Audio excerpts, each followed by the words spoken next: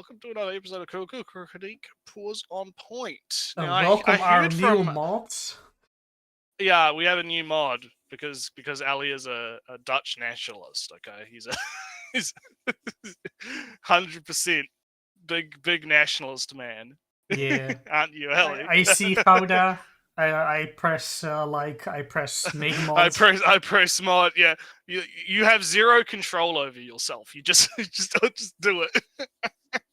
But yeah, I heard that there was a betrayal that happened yesterday. Apparently there was a. Would you like to talk about the betrayal that happened, which was Yeah. both of our faults? So I said I make the thumbnail, and then I set the stream with the thumbnail, and then whatnot, and then I clicked not this week. I clicked the next week. And I noticed this, and I was like, "Oh shit!" Oh damn! It's the 16th or something, or the whatever. Yeah. Instead of the date. And then you're I don't know, you're at work or you're doing I was at stuff. work. I went to sleep. So I go in. Work. So I go in and I try to fix it, but I guess either daylight savings times fucked everything up, or because I don't know, I probably wasn't paying attention. I set it to Saturday instead of Sunday or something. So we both had a fuck up. We both had a fuck up that caused the horrible betrayal that happened yesterday. But look, you're still gonna get your streams, right? Samu's still gonna get his conditioning. It's not gonna I don't know, Nerds. He isn't here right now. Maybe we've maybe he'll our viewers, our trusted, loyal fan base. Our loyal fan base. Yeah, we've ruined it. The channel's dead. It's over. We're done. We're done. One fuck up. That's all it takes. But today we're gonna be doing new anime season. We went through that last time, and Mushoku Tensei's coming up this week, right? So I thought, let's talk about a Mushoku Tensei video. We'll talk about what's been. Apparently, Rudius is a big problem. He's got his fedora on, and he's being a real naughty boy apparently. So I guess we can. If there's nothing else to talk about, we might as well jump right into it. Yeah. Oh no, we fell off, Naratsu. Yeah, we fell off. Yeah, that's it. It's all over. It's all over. So yeah, let's just. There you go. This time I have tea. Oh, okay. My mic barely picks it up because it has all those sound filters, but.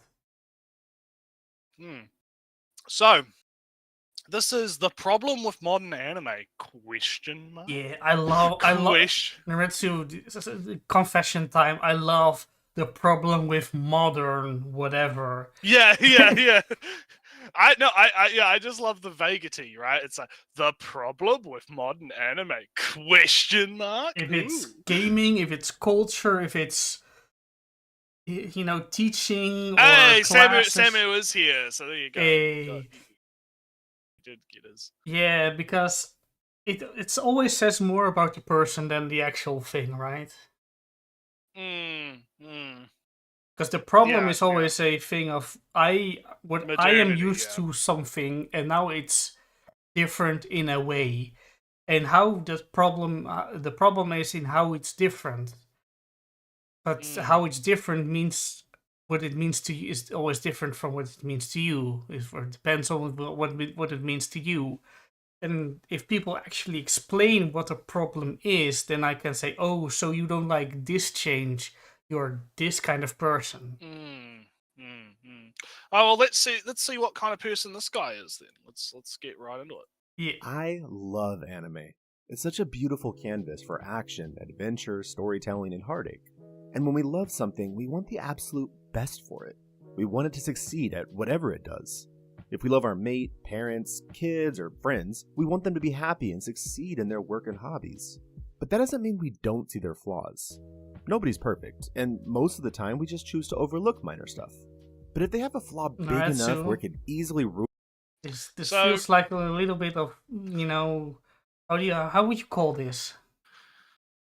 It sounds a lot like the classic, I can be critical of thing that I like, and then the thing that you're critical of is the fundamental thing about that makes the thing that you like what it is, right? Oh, it's Now, he hasn't Mount. said... Oh, I remember what it is. It's was it Mottes and Baileys? Oh yes, the Mottes and Baileys. Yeah. Which is okay. So to explain to the chat, I guess, a Mottes and Baileys is basically you have a fortress, right? So you have big castle on the big hill. Yeah, on the big hill, and then you have a village or a bay. I think the Mott is the castle and the Bailey is the. In my continental European, that sounds right. I always get it mixed up. So if I'm wrong, I'm wrong, right? But so you have the Mott, which is your strong argument, right? That you use to kind of, as your defensive line, right? You say stuff like, what would be a good example of this? Like, I just think that fan service is bad, right? Like, I that's just my opinion, right? Like, but then in reality, the Bailey is censorship is based. I fucking hate all things lewd. I'm a prude, trad con. So they use a reasonable argument, right, to defend a unreasonable argument, right? Yeah. And so you're telling us that you're getting that kind of vibe here, is that he's setting up a reasonable argument, which is, yes, you can criticize the things that you like, right? I mean, we criticize the things that we like all the time. Right? We do it all the time, right? Obviously, right? He's setting up okay, here is my strong argument, and then we're going to get into what he actually thinks. Yeah, then he goes down the hill and starts speaking weird-ass stuff, and then when he gets pushed back... then he goes, right... Yeah, when he gets pushed back, he's going to go all the way back to, it's just my opinion, bro. But I like it. I want it to be better. Yeah. That's my vibe. So let's see. That is, I think that's a pretty solid, we'll see, right? We'll see what he's got to say, because I think we're going to get to it. Doing all the amazing qualities they have, or all the hard work they put into success, then the loving thing to do is respectfully... Oh, here we go. Jake's probably corrected me. The Bailey is the argument that everyone can be on board with. The Mott is the real argument. There we go. There you go. Just so everyone knows. They call them out on it. I love anime, but lately there's a major flaw that's reared its ugly head. And if it's not dealt with, it could ruin all the amazing things anime brings us. All anime. All anime is going to be If this flaw isn't rectified, all of anime will be destroyed. Alright, let's take your bets, right? What's the flaw? I saw this video, when I made the thumbnail. Like 5 months ago. No, the thumbnail, when it was Wednesday for me, Yeah. I do a stream, I take a break, and Wednesday I do start thinking about streams again most of the time. Right. So Wednesday is my day that I watch the video kind of to get inspiration and whatnot. Yeah, get a vibe. But I'm forgetting already what it actually was. Oh yeah, I remember what it actually is. So Naruto, you haven't seen it in its entirety. I haven't seen the whole thing. No, I haven't seen the whole thing, but I know what it is. Oh, alright. So I just wanted look, Ali. I just wanted to have fun, and it's fun for the chat. Look at the chat. Chat's having a great time. They're like, yeah, all anime lewd, right? All anime lewd. We got boobs, right? We got people are saying it's gonna be lewds, right? But I mean, look, it could be isekai itself, right? Isekai, it could be anything. Let's see who's correct. Let the rambling begin. All Master Roshi, aka the king. Yeah, that's his thing. So now we're talking. Oh yeah. So Master Roshi, what's wrong with Master Roshi? He seems like a fun guy. Let's see what he's got to say. Perverted, degenerate behavior. The same man whose price to be accepted as his pupil was to bring him adult literature was always met with justifiable violence whenever he tried any of his shenanigans.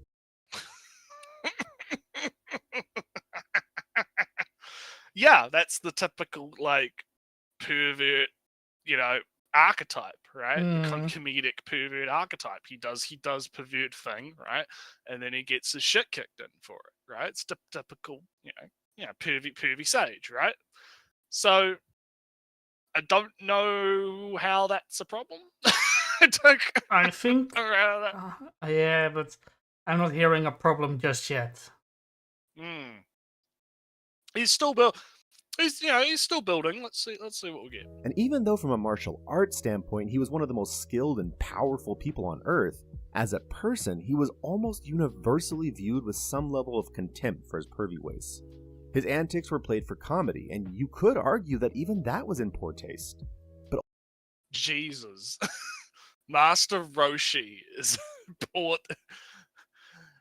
God, these people are so fucking weepy. I hate it. It's like, Christ, like it's almost like they'd crumple into dust if they see like even a hint of anything remotely like uncouth, right? No, here's a small problem, right? This is a small problem.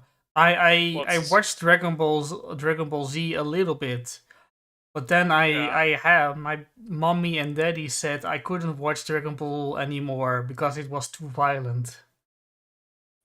Did they say you couldn't watch it because it was too pervy? No, it's too violent. Yeah, man. The European sensibilities strike again. Too much fighting. Yeah, too much fighting. Yeah. So like, this is what I'm kind of getting at. It's like these people, like these Americans, right? Because I assume he's American. I always assume they're American when they're like this, right? They have this such weird puritanical fucking like mindset where it's the moment something pervy happens, right? Anime nosebleed material happens, right? They just crumple into dust. It's like, fuck, mate. Yeah, Master Roshi's a bit of a perv, right? That's the character. That's the joke. It's like, all right, okay. How is that actually a problem, right? Because I think, and this is going to be a hot take, right? This is going to be a little bit of a hot take. I think a lot of this is projection, right? Because I see this not just from this guy, but from a lot of people, right? They're uncomfortable with the pervy stuff. And so they project that onto everyone else. So they think everyone else, right? The quote unquote normies, right? They think everyone else also has that same level of distaste for perversion, right? So anyone that doesn't have that same distaste to them is like weird, right? Like we're the weird ones, right? Yeah. But the problem is, especially when you get out of America, right? That's not the case at all. Right? Yeah, because sexuality or being sexy becomes far less degrading as a thing, as a being nude becomes far less shameful. My weird rant about Alice in Gushing Over Magical Girls was kind of based on that. That the presence of the existence of nudity, the existence of lust, doesn't really do anything to, demean or degrade or diminish a person, really. Or harm or, harm a person. And it's actually very topical that we do this video because of I don't know if you've been keeping up with the Stellar Blade dramas. We could go, but I'm not interested right now. We could talk about it after we're done with the video because I think it is kind of relevant to this Puritan idea because there's a lot of people doing the same thing that this guy's doing, right? But they're doing it to Stellar Blade, right? They're doing the same thing, so it is kind of relevant, right? And I think a lot of it is this projection, right? They feel uncomfortable either because of their upbringing in, like, I don't know, Catholic Christian upbringings, in America. It's either because of their upbringing or because of their indoctrination into the leftist cult, right? One of those two has happened, right? Yeah, anti-sex because cult. both of these, the sex cult. Because one of these two, because both of them are sex negative, right? Both of them hate sex. They just hate sex for different words, right? One hates it because it's degenerate, and the other one hates it because it's problematic. But at the end of the day, it's like the meme of, HQ wants you to find all the differences in these two pictures, and it's the same fucking picture, right? It is literally the same thing, except the different fucking words, right? So either they grew up or they got indoctrinated into some sex negative ideology, right? And they project the idea that like their own insecurities get projected onto everyone else. So they think, oh, because I find this weird, everyone else has to find this weird too. So that means it's a problem with anime, right? Because if I'm finding it weird, everyone else is finding it weird, but I love anime, and that means that other people are going to find it weird and not get into anime, because unlike, me, they're not going to be able to kind of, push it to the side, right? So Naretsu, before you go too far, right? That's where that's where I feel. You had the question at you, so I did. You know that argument about impressionable children being a concern swings both ways, and that you can scare kids into thinking sex. Yeah, exactly. It's fucking annoying. I really hate it. It's such a pain in the ass, and I don't want to get. Funnily enough, speaking of that, God, do I want to talk about that now? Because it's kind of political. Maybe after this video, we'll talk about a couple. Because there's actually a number of things that have happened this week that are kind of tangentially related to this. So we'll keep going with the video, and then we might talk about some stuff after the video. Ultimately, his actions were displayed as negative and shameful, and something to be looked down on. So I can kind of agree, right, in the sense that there are consequences to the actions, and those consequences are usually, you could say bad, right, because he gets the shit kicked out of him.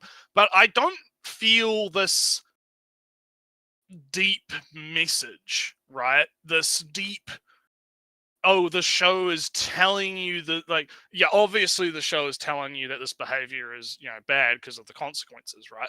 But I don't really feel like that was the intent, I guess, right? Like, I feel like the intent was more, haha, funny perv man, right? Right? Yeah, old man, too old to change his way, too old to scold. So just punch him in the face when he goes over the line, and he's too old to care about the consequences, really. So yeah, I don't like.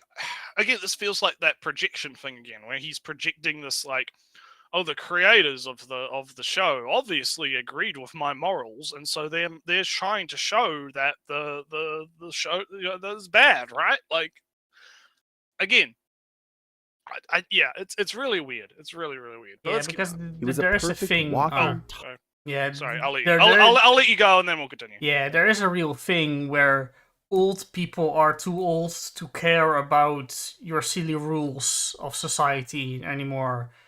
Like, driving without a license, or, they are too old, their license has been revoked because they can't see anymore. It's like Furion in the Talisman. Yeah, but then are you going to Freerun? You can't cast magic anymore. Your license has expired. Would Freerun care? No. Would you no. be able to stop Freerun from doing it anyway? That's kind of, the old people thing of they are too old to be redeemed, to change their ways, so best to do something else. Alright, let's keep going. Talking example of how to not treat women. That's a pretty common trope in anime since the 90s, of having a typically older character being a perv with wandering hands. It's cringy, but they're also always shown as being despicable and shameful, often getting beaten for their creepy conduct. It's never praised or shown as acceptable, and it's definitely not displayed as something desirable or worth chasing. And that shouldn't be shocking, because that's how real life is. We actually have a term for that. Oh, actually, I'll live for that. Sexual harassment. And these guys are so fucking lame. They're so fucking lame, man. Like, no shit. It's like, what was I saying before the show? everyone knows, Ellie.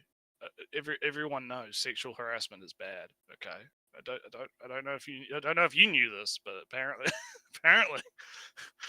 apparently sexual harassment is bad, right? It exists. There's a word for it. Nah. There's a word for it. Apparently there's a word for it, and it exists, right? Like these people are not fucking smart. Okay, I'm so fucking sick I don't of think this there's shit. a meaningful. I was thinking for a second there. What kind of insight what insight do you have in analyzing Roshi's character as a sexual harasser? Not a lot. No. I'm seeing a angle there, but not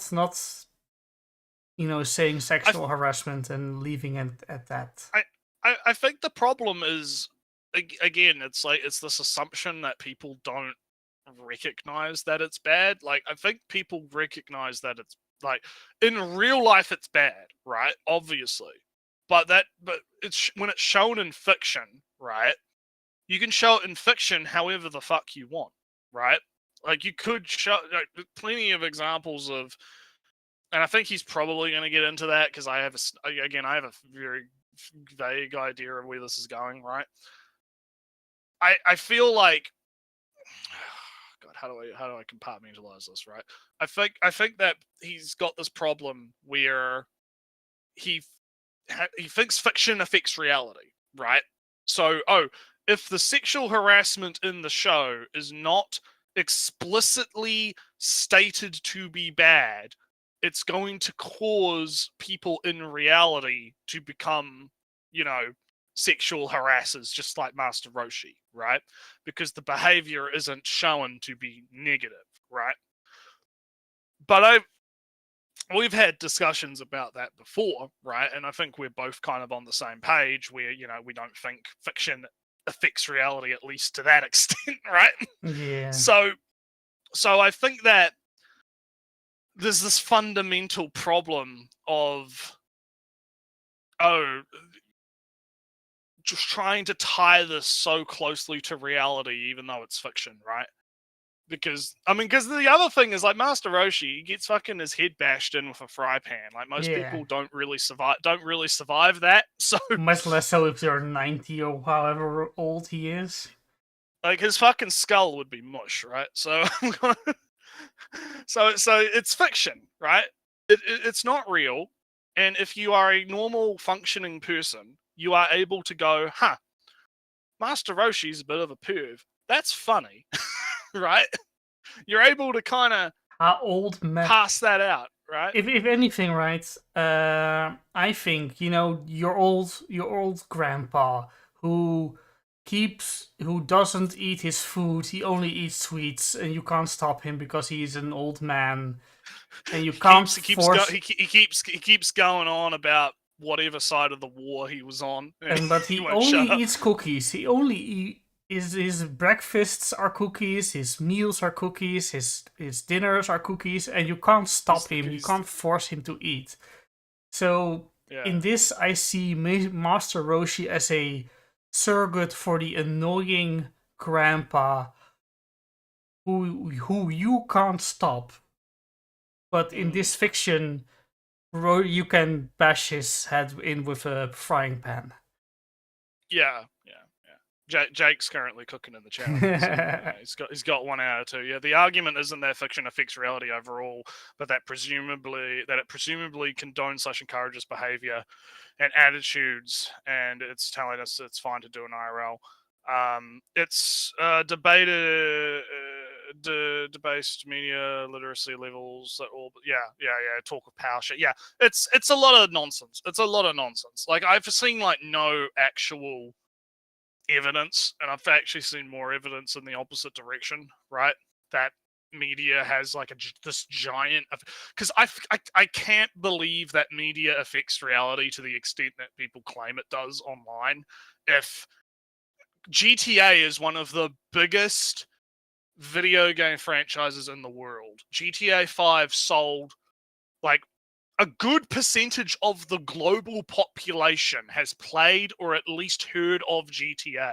And you're going to tell me, right, that fiction affects reality when in GTA, people are driving around, breaking all the traffic laws, running over pedestrians, robbing fucking convenience stores, picking up hookers, right?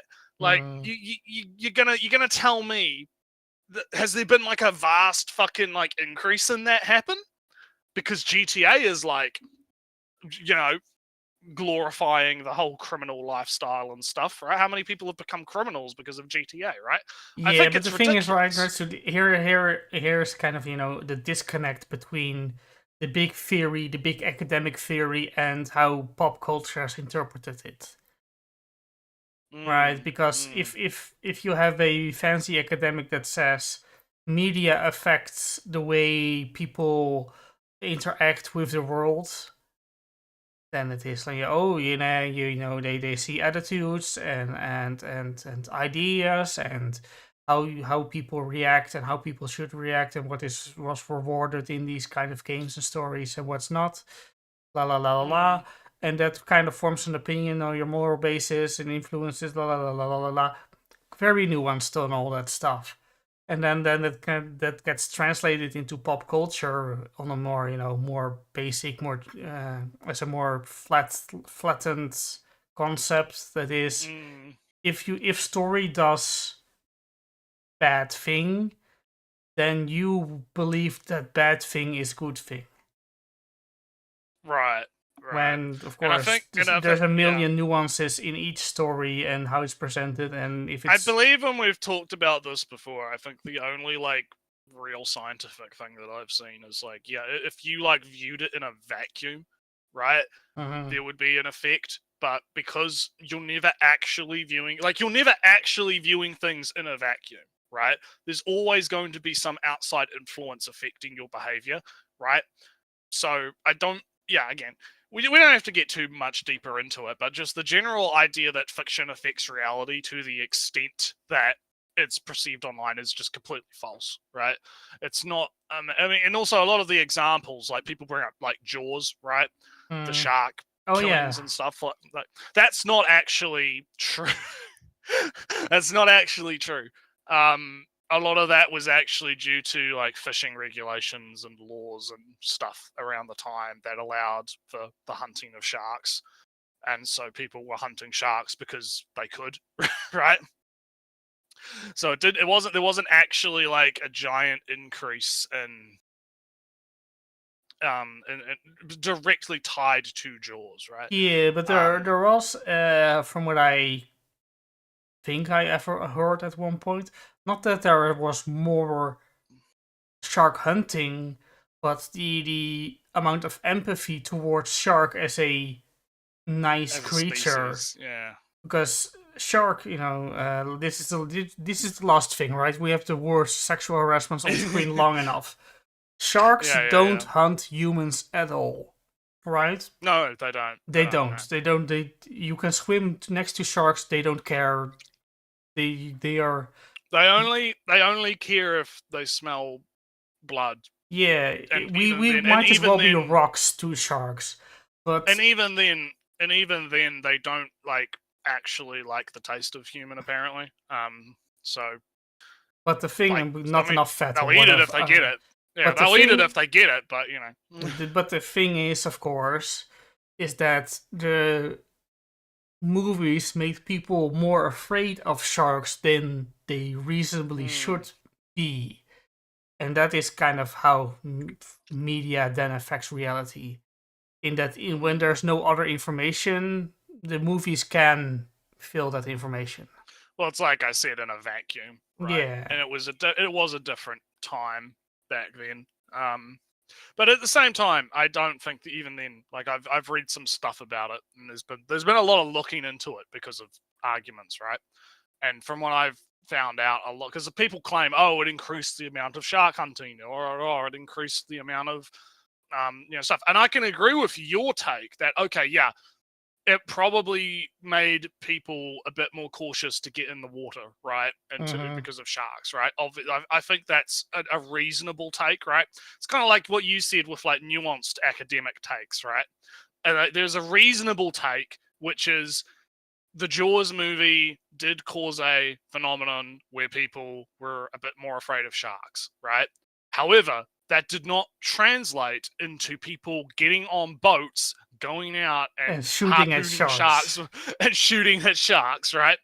It didn't cause like a giant spike in the amount of hunting. That was a correlation causation type thing where it was actually because of fishing regulations at the time. Yeah, but you know, we can go further in that. The reason why the regulations because people already had less sympathy for sharks, and therefore regulation was more easily. Yeah, but then you're getting we're getting into the weeds about it. Like the general idea is that I don't think that there is a direct line between I watched sexual harassment happen in media and the guy didn't get his face kicked in. I'm gonna go molest someone on a train, right? Like I don't think that's whatever. I don't think that's how take us off this screen. Yeah, let's see what he's got to say. Let's see what he's got to say. It's not really a joke, unless you're a politician or Hollywood elite. It's not really a joke. Not wrong, it's not real. Yeah, he's not wrong, but it's like it's not really a joke. But now I'm going to joke about it. It's not really a joke, but then I'm going to make a joke about it, right? Like, yeah, okay. If you saw someone you know pull some Master Roshi level stuff, you probably wouldn't be their friend much longer. Hopefully. If you saw some full-grown adult with a kid who ain't theirs on their lap and cuddling with them, you'd call the authorities. When did that happen? Is there something you'd like to tell the class? Which anime is that? Did Master Roshi never did anything remotely like that? Yeah. As far as I know, right? I never really seen Dragon Ball. Is Santa Claus a serial molester? Like what the? Kinda. What's the point trying to be made here? Like I think again. Sexual harassment bad, yes, we get it, right? Yeah, okay, yeah. We're going to talk about how we love slave uprisings later, so... Yeah, exactly. But anyway, let's keep going. If you saw someone trying to take advantage of someone who's unconscious, you do everything to get them away from that person, regardless of their reason. So, I'm gonna have a hot take. I don't think you would. Do you wanna know why? You wanna know why I don't think you would? I don't think he would, because a lot of the time, these people are actually pussies. Alright? It's kind of like, you know the types of people that are like, oh yeah, if I was in a school shooting situation, I would tackle I would tackle the gunman and punch his lights out, and I'd be the big hero, and everyone would clap, right? That's what this sounds like to me, right? It's like, oh yeah, if you saw a guy taking advantage of someone that's unconscious, you'd do everything in your power. I highly doubt that. I highly doubt that, because you don't actually know what's going, unless you've like trained yourself, right? I don't think you're you know exactly how you're going to react when the real life situation smacks you in the face. You know, the first thing you do is just yell something like, "Hey!" or something, and see what happens. And if he's charging at you, then you run away or whatever. But I don't think these types of people would even do that, because I think a lot of this is just big talk. Quite frankly, I think it's bustering and big talk. It's like, oh yeah, no, I would totally punch the rapist's face in. I'd save the girl, Ellie. I'd save the girl from getting molested, and maybe she'd even give me a little kiss on the cheek. Oh. Right? I don't want to be too mean about it. She'll be the crime boss level 10 after I... Yeah. Damsel level 1 save her. Damsel level 1 savior. Yeah. I don't want to be too mean and bad faith about it, but whenever people do this type of thing, right? I always am like, let's see what happens if we put you in the real situation, right? Like I'm always kind of like that and it works for like the school shooters one as well, or like the violence situation, right? It's all well and good to say, oh yeah, I would be the big hero man in the Yeah, situation. in the But then when you was actually, it, or was it the Dumpson, the Blue Bear comic? yes, yes, yes, the famous Blue Beer man, the inflation man himself. Yes, yeah, basically that, right? Basically that. I think that you in my old age, because I'm becoming old. I'm an old man now, right? I'm getting there. I'm getting there.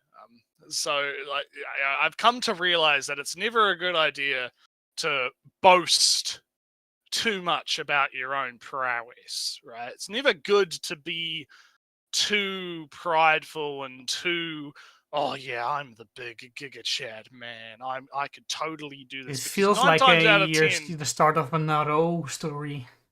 yeah, exactly. But it's never good to over boast, because 9 times out of 10 you will get fucking crushed by reality when you actually get into the situation, right?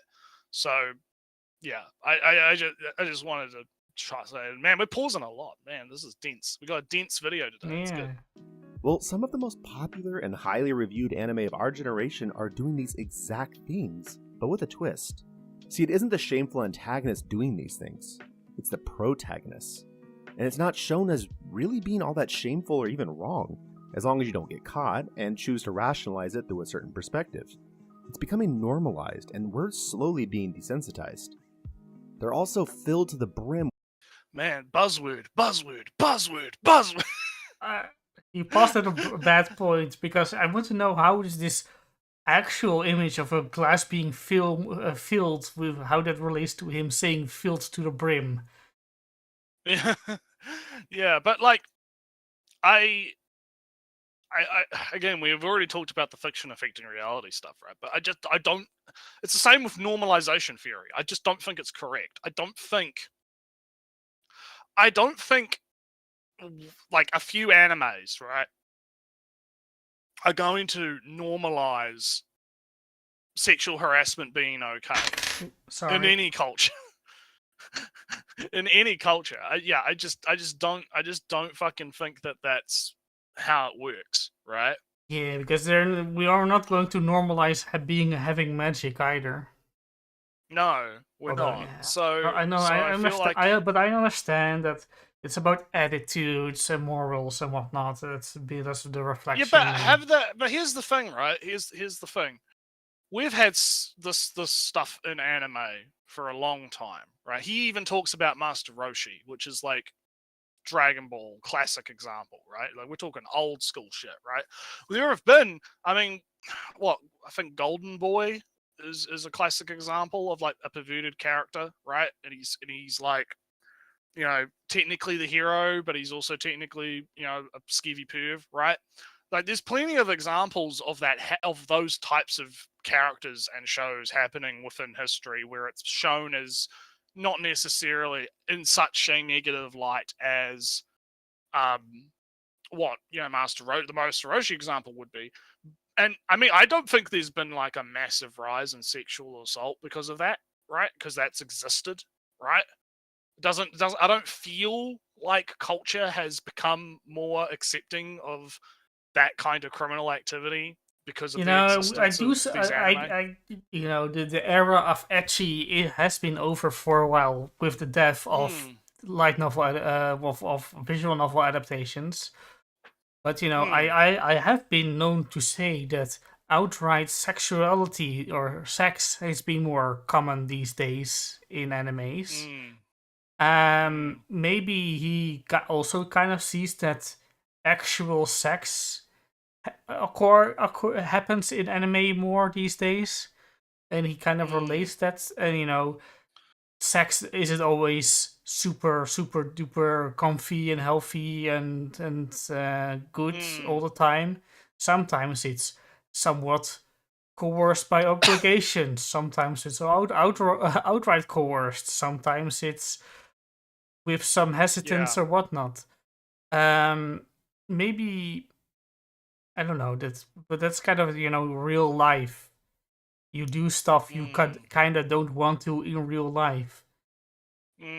but you do it anyway. Sex sometimes is also part of also falls in that category.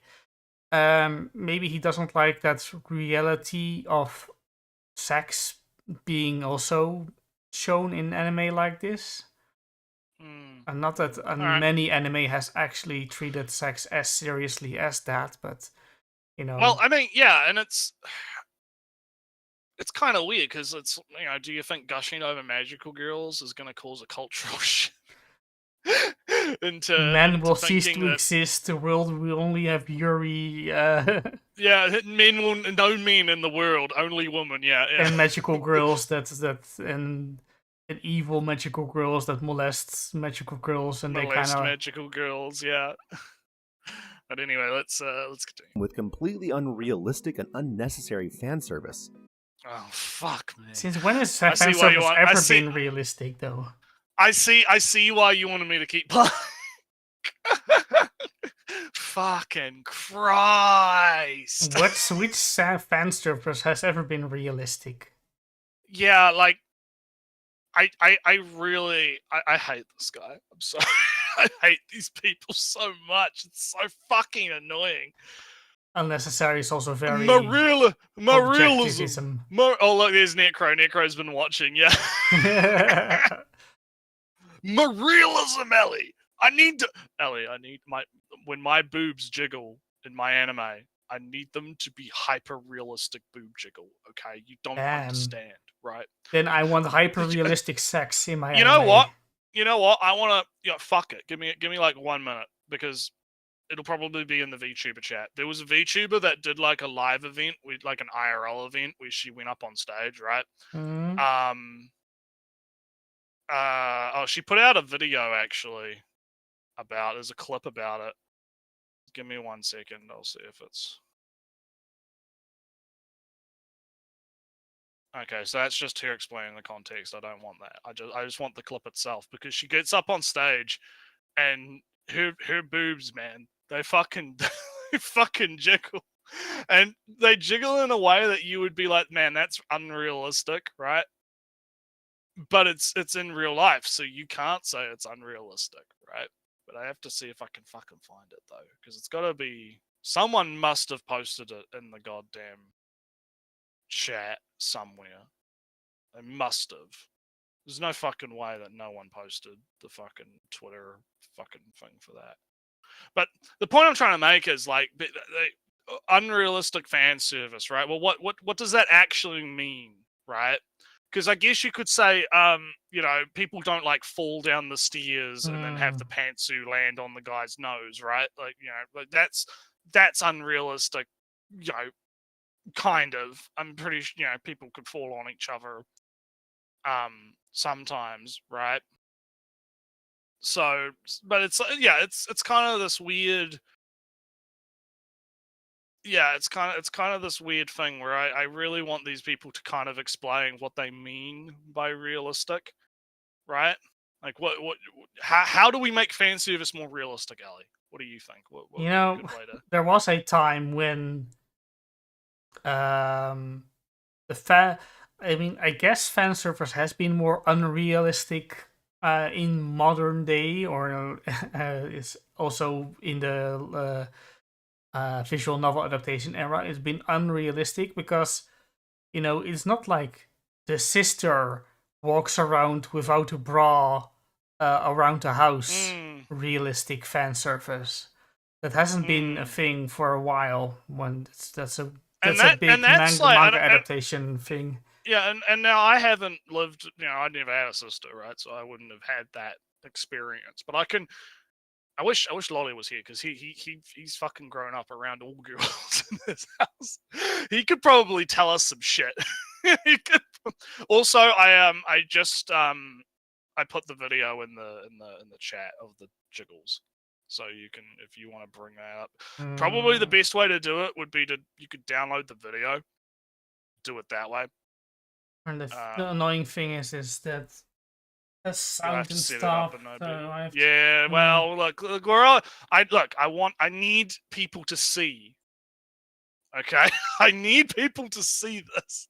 All right. So that they can understand. It's important to see the jiggle, okay? All right. Let me quickly do things. While you do that, I'll keep talking about realism, right? Oh. Hang on, wait. I'm watching the stream, so he's switching over. There. Switching over. All right. Here's the bring it up on the full screen. Bring it up on the full screen. Let's go. Bring it up. Full screen that video. Full screen. Full screen that video. Right. Yeah. There you go. There you go. Look at the realism, guys.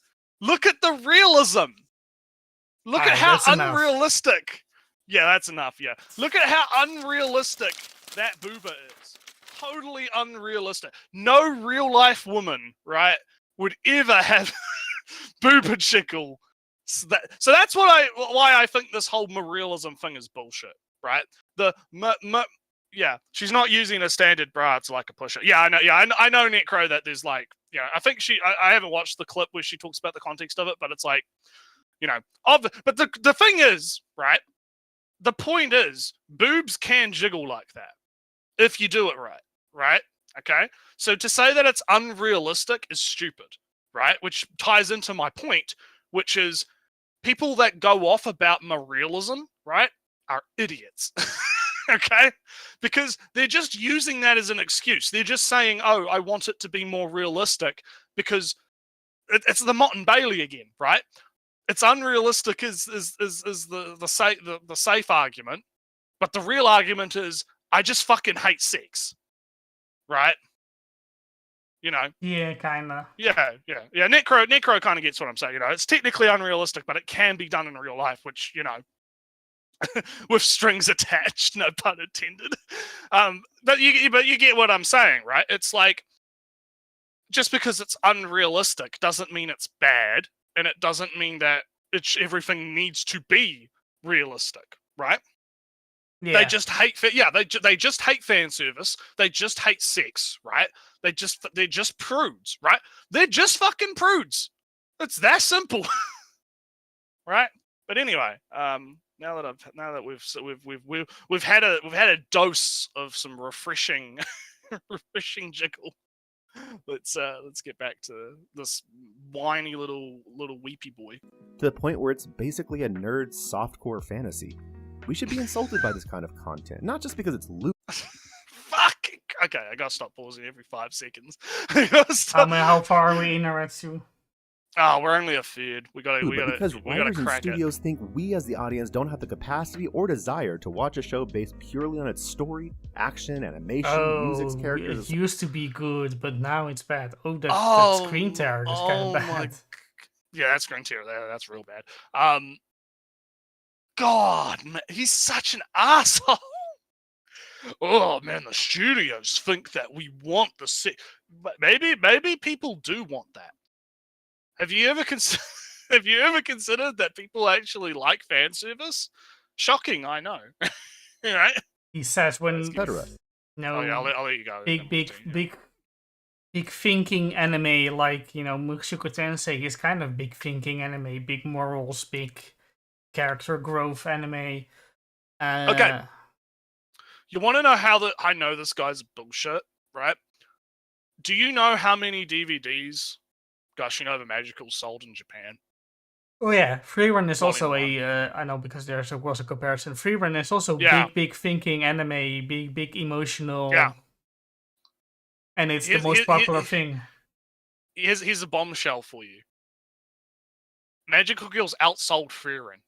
Yeah, because there's a benefit to owning the Blu-rays of Gushing Over Magical Girls. I don't think it's that. I don't think it's necessary. I mean, you could argue that, right? Because you did get bonuses and stuff with the Blu-rays, right? I think there was a figurine and a posters and that. But that's just how the Japanese do their thing, right? They do it, but you buy the volumes, and the volumes only come with 3 episodes per volume or something, and you have to collect all of them, right? Like it's whack, right? But the point is, right? I believe the first volume sold 8,000 copies or something, which doesn't sound like a lot. But then you look at Freerun, which I think was only 6,000 or something, and Chainsaw Man was only 2,000, I think, at the end of its run. So, that's fucking if he's trying to make the argument, oh, the market doesn't want fan service, then explain to me why gushing over magical girls outsold Fury, right? If we're talking purely on like market, market value, right? Like, what does the market actually want? Well, if we're going to look at the actual raw data, it wants gushing over magical girls, right? That's what it wants because people are obviously buying it. So he's completely wrong in this assumption that people just don't. The studios assume that everyone wants this fan service. It's like, yeah, I would too if I was looking at the statistics and seeing stuff like that, right? I'd be like, oh man, there's definitely a market. It is worth mentioning Blu-ray is just one thing, right? We don't know how many free-run figurines are getting sold, and maybe that's more than a Blu-ray. Obviously, I'm just using that as that's the only statistic I've got, right? And that's raw evidence, right? That's raw evidence that I can use. Obviously, it's a bit more complicated than that, but I think that you could make a reasonable assertion. Like, I'm not gonna like say, oh man, magical girls owned Frieren, big owned defeat. Oh, Frieren's trash. Oh, it's all over. It fell off. It's so mid, right? I'm not gonna do that because that's dumb, right? Yeah, but I am. Have you ever seen how much money the Titanic made? Quite a bit, I'd say. And have you seen how much money the Eternals made? Marvel Eternals?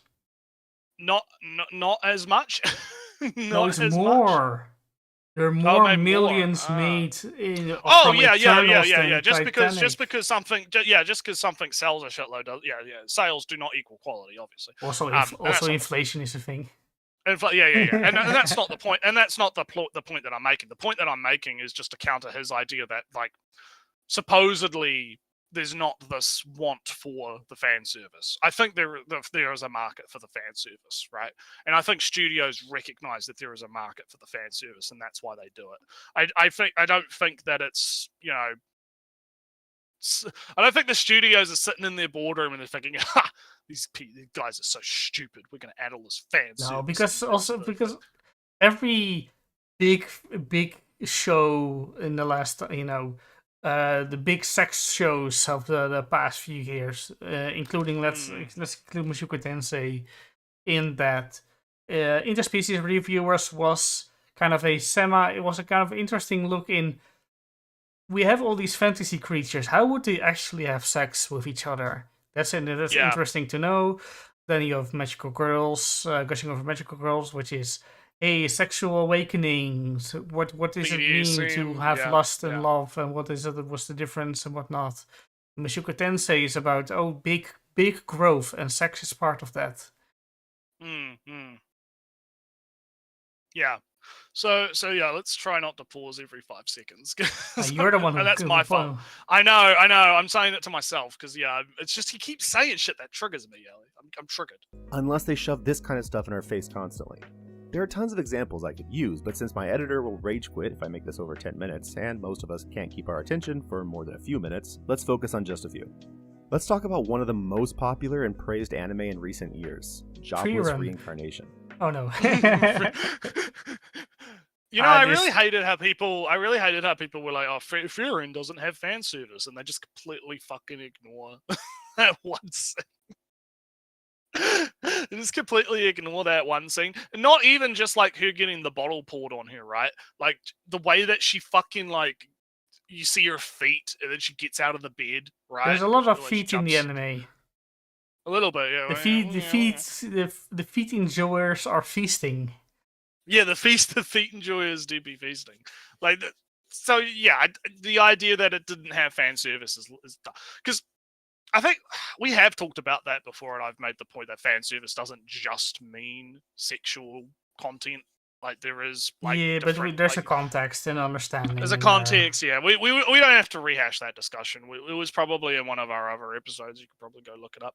But anyway, let's keep going. This show currently has 8.4 out of 10 on IMDb and My Anime List, with the latter Wow, big score number. having over It's a thing, and if you have nothing to rely upon, that's good enough, I guess. I mean, I guess that's good enough. I mean, it shows that it's popular, I guess, but at the same time, I'm just kind of like, oh, I don't really care. 1,000 reviews. So it's got to be amazing, right?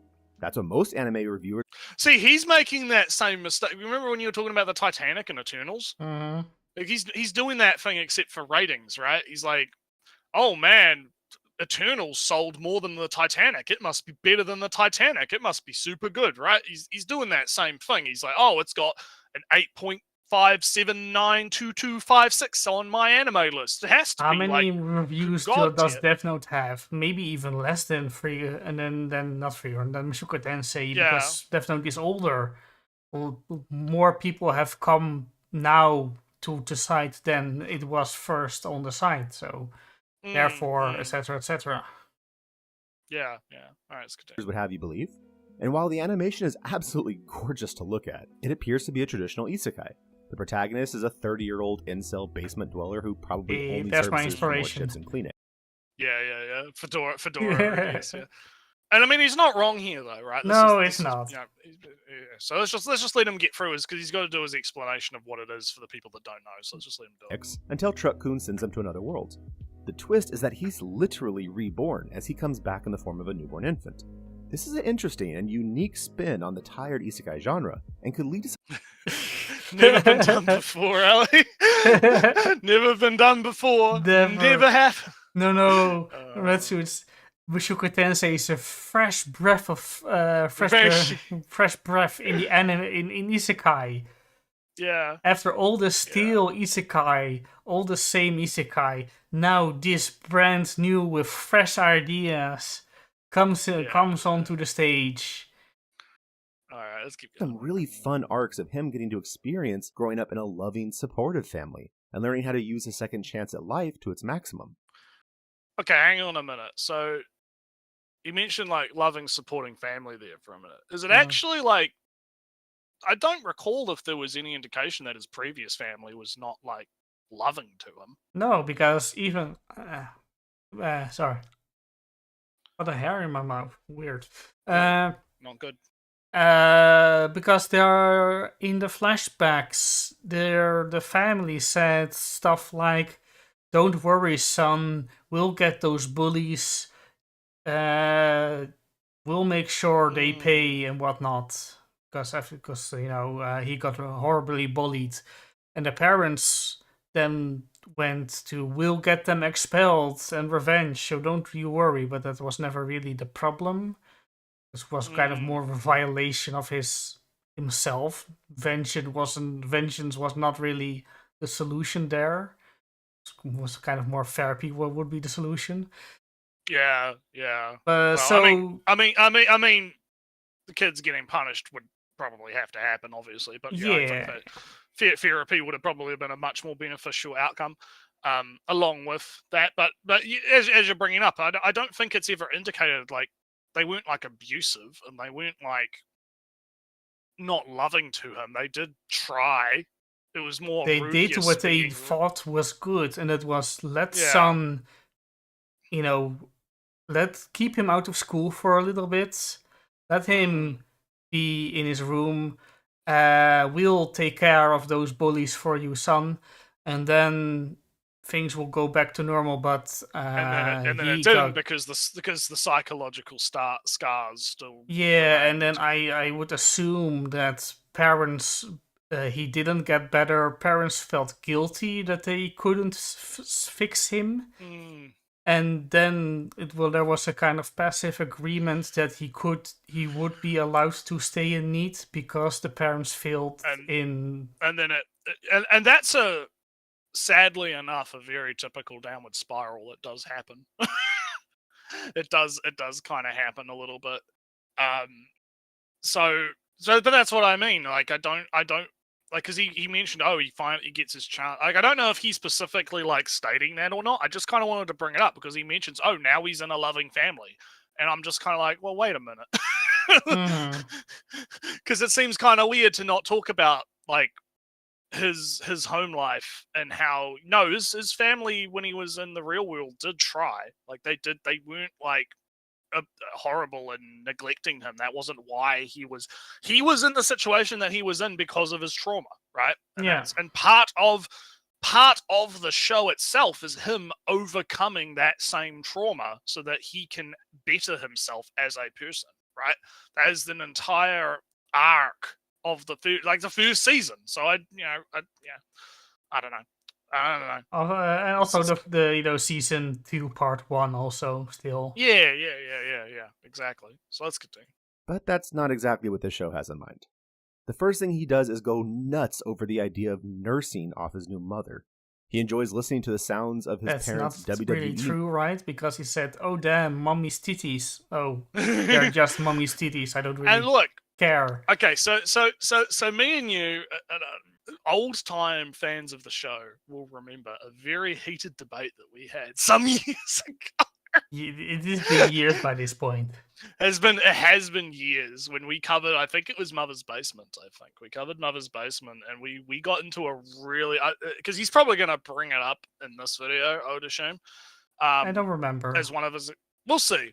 But like, we got into a massive argument over the Eris encounter in that particular episode 12, I believe it was in something. No, was it 12? I can't remember. But we got into a really heated debate about whether or not Rudius's actions in that scene were justifiable or not, right?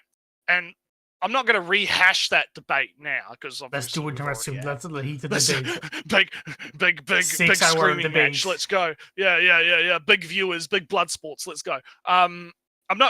Seriously, I'm not going to like rehash that, but I will bring up that I feel like a lot of the examples of Rudius being Rudius can like make sense in the context of the story, right? And the context of the character.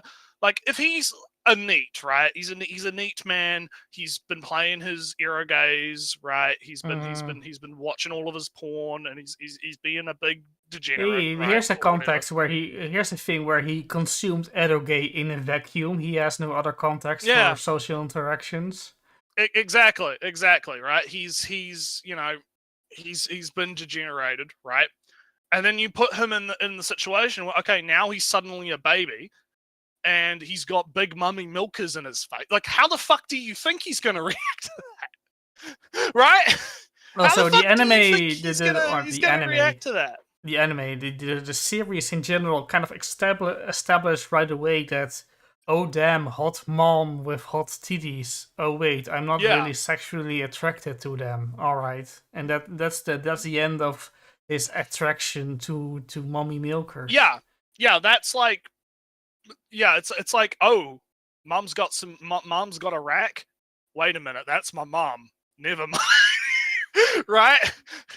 He kind of goes through that. Not even a cultural moral choice that he made. It was just not. Yeah, he's just kind of like, oh, never mind. Oh, I don't feel anything about this.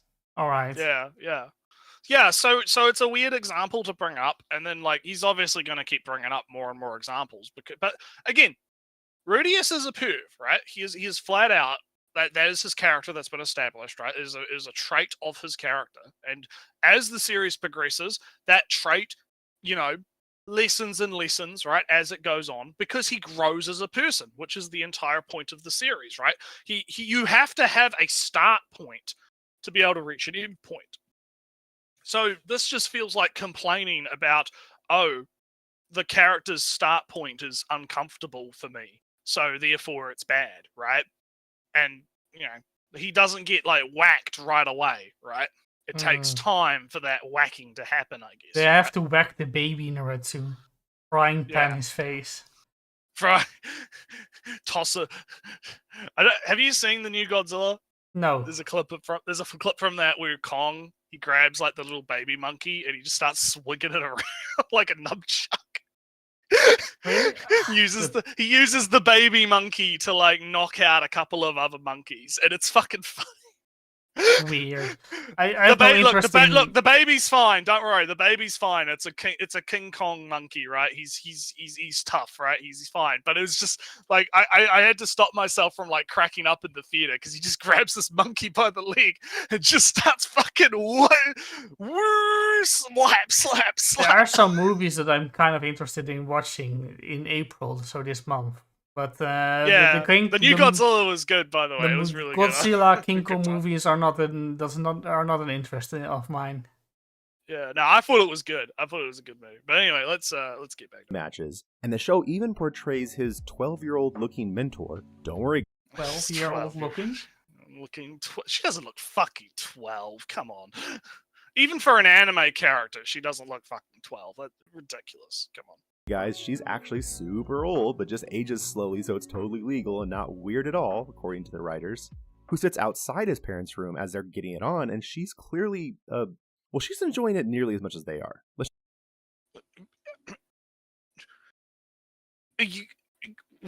What? So, like, he's not even just mad about Rudius. He's fucking mad about, like, any sexuality at all. Any fucking showing of anything sexual remotely. Well, except the parents having sex, I guess. I guess, but that's normal hetero behavior. That's missionary. Abe would from the heavens agrees. Yeah, missionary position under the sheets with the lights turned off for the sole purpose of procreation. With the candles blown out. But like, what's the problem with showing that? Oh, you're in a house. The two people are getting it on in the next room, and she gets a little bit horny. Like, you know, like, what's the problem with that? I don't understand. Like, I hate a lot of this because I want to be able to actually counter it more, but I just literally don't understand culturally. Right, Ellie? Like, I don't understand. Maybe give him a minute. Let's see. Oh, he still has a bunch of face palms. That is cringe, actually. That is cringe. Yeah, cringe. Lose subscribers. Let's see what he says. Just leave it at that. Later, the protagonist is shown stealing underwear from various female characters, including the 12-year-old girl. Remember, he's 12-year-old girl. Oh yeah. So this is just basically he's going through all the NPC arguments about Mushoku Tensei. So, we stole the underwear. We perved on the maid. We perved on his teacher. We perved on Eris. Oh no.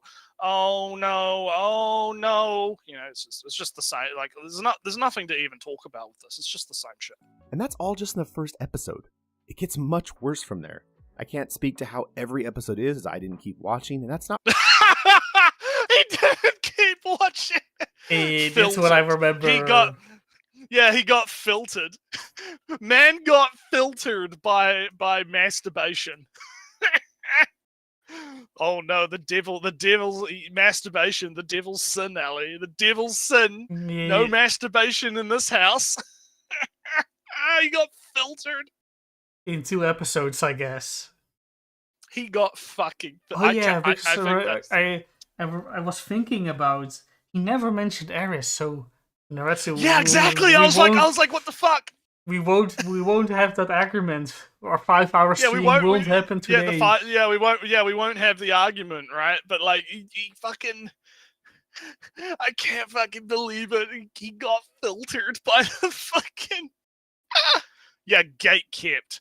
Damn right, Onion. Gate kept. Fucking great. Really the point? For a show that has that many red flags in just the first episode, you'd think most normal, emotionally mature, and healthy people... Which he is. He is a normal... Projection. He's projecting, guys. ASMR Naretsu here to tell you that he's projecting. He's projecting. I was fucking right, Ellie. I told you. I was fucking right. He's projecting. I fucking knew it. I don't know what though, because he's being weird. He's okay, in my opinion, he's projecting the fact that he's grossed out. He's projecting the fact that he's uncomfortable with this on everyone else. With sex in general, I guess. With sex in general. Like, because you wouldn't get mad about the masturbation scene, which is, again, like, because it's like I said, he was going through the motions of like the normal stuff people talk about with Rudius, but then he tosses in the masturbation scene, and that's kind of like he's talking about red flags, right? That's my red flag, because he's like, because no one else, I've not seen anyone else talk about that. No one else brings that up as a negative in the show. I guess because he's the first one that says that Roxy is 12 years old. So I guess that's kind of, if he thinks that Roxy's a 12-year-old girl, then her showing her masturbating is that much worse, I guess. That's probably the logic. Like, I would assume that's the logic he's running under. But again, it's weird how that's something that he brought up and no one else has. And that's why I think in general, this, to psychoanalyze for a minute, it seems to me like this man is definitely your stereotypical prudish American good Christian boy, right? And he's grossed out by literally anything sexual happening at all in any anime. And he thinks that that's normal, right? He thinks that being grossed out about the sex is the normal default, right? And everyone else is weird if they don't conform to these morals. Be bothered by it. Yeah. If you don't conform to his morals and also be weirded out and, you know, bothered by, if you're not bothered, content, you're not unhealthily mentally. What did he say? Yeah, how I think he said like healthy, mentally stable, adjusted individual, right? Like yeah, it's pure projection, because he thinks that that is what the default should be. He thinks that that's how everyone else around him should think, when that's just not the case at all. That's not like people. I mean, we mentioned already in the cast, right? It really can depend on where you live, what your culture is, how your culture views that kind of sexuality. You know, Japan has different views around it. They're a bit more lenient and lax around it. You know, shared bathhouses, nudity's not as big of a thing, right? The chance of you seeing other people naked is a lot higher, right? So they don't have this big sex negative, you know, bent to them. And it also reminds me that Bio sent me a bunch of books about this that I have to read. He sent me a bunch of PDFs of like these academic like books and actual books about like about sexuality in Japan that I have to get around to reading. But I've been reading the Moe Manifesto instead, so I have to maybe I'll put that on my next book on the reading list, is this one that he sent me, because I think it is an interesting subject to look at different cultures and how they view it, right? Unless it's American. We have enough American influences already. Exactly. But anyway, let's hear about how the normal adjusted individual should think, okay? Stop watching there and write it off. After all, the show... Well, here's the thing, right? Clearly, he's the one that's in the minority, right? Yeah, because it has a what was it, a 9.4 or it's like 8 point. Yeah, it's like 8 point whatever. 4. Also, Jake, I'd have to go. I don't have them saved on my computer. I have them saved on my tablet, so I don't actually have them on hand. So I have to go and grab the tablet and tell you what they are. But maybe next time I'll go grab them and I'll put them in the chat or something. But it was something about like the history of Japan. I'll figure it out. But we'll do it later. So if I have a small list of big ideas, big academic books of anime. One is the Moe Manifesto, which I'm reading. Yeah, that's a good one. But the other is something like The Anime Machine from Thomas Lamar. I got that one as well. Yeah. And then you have Anime's Identity of Stevie Susan. The Soul of Anime of Ian Cordoni. Then you have Saito Tamiki's Beautiful Fighting Girls, and then Hiroki Azuma's Otaku Database Animals. If you have those, then you are kind of, then you are the big brain anime. Then you know the culture, the big grounds, the production, and all that stuff. All right. Well, back to this guy, right? To cap this point off, right? Like he thinks that he's in the majority, but I think he's having the crushing realization that it turns out most people don't actually care about. Like, most people aren't as affected by the sexual content as he is. And I think that's probably not good for his mental state. Plays off all his disgusting, perverted, pedo-grooming Epstein actions as... Oh yeah, there it is. There it is again, Ellie. Yep. You gotta get the Epstein Joker. You see, confirmed Zoomer, right? Confirmed Zoomer, because can't go 5 minutes without talking about Epstein for some reason. These fucking kids these days, it's fucking crazy. Yeah. Anyway, yeah. But here's the thing: is it really shown as being quote unquote funny? Like, I guess you could say it's funny, right? In an absurdist sense, right? Because it's absurd in a sense, right? It's not normal, right? To be that pervy, right? So you could say that, yeah, I guess it is trying to be played off for laughs, but I don't necessarily think like the intent is to like be a joke. Like, what do you think about that, Ellie? I know you're busy in the chat. Yeah. It's big brain talking with chat. No. So, how is Rudy's perviness being treated as funny? Because that's kind of the premise problem I have. And it's kind of... Yeah. So, and to be honest, right, it's kind of hard because we pause a lot, so his argument is kind of brought all... yeah. Kind of cut up. Yeah. But, normal adjusted people should just brush it off. But No. So his argument is normal adjusted people should see these red flags and immediately drop the show. Right? Yeah. I'll just go back. I'll just go back for you. It's just easier. Okay. Let's listen with no pauses. For a show that has that many red flags in just the first episode, you'd think most normal, emotionally mature, and healthy people would stop watching there and write it off. After all, the show plays off all his disgusting, perverted, pedo-grooming Epstein actions as funny and not really a big deal. And the surrounding characters... What did he do in the first 2 episodes, though? Well, obviously, panties on head. He looked at the maid weird. Obviously, Roxanne shows up. Roxy shows up. He steals the panties. I think that's about... He blatantly looks at her panties under her skirt while she's doing some magical history. So, well, Coffee, he dropped the show after 2 episodes because of this.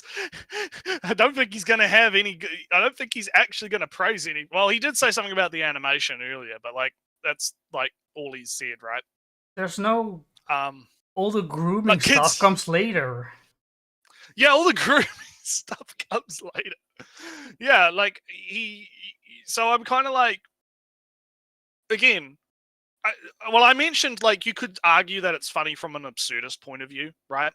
From like, oh, it's just so absurd that it's funny and you laugh at it because it's absurd. But I don't think it's like set up as like jokes. It's not like, because the Master Roshi stuff is set up as like a gag, right? It's Master Roshi does pervy thing, punchline, he gets a fry pan to the face, right? That's a joke.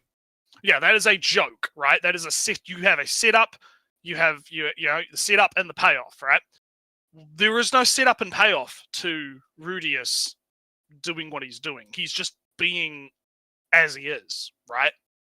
And that's kind of it. There's not, and you can laugh at the absurdity of what he's doing, right?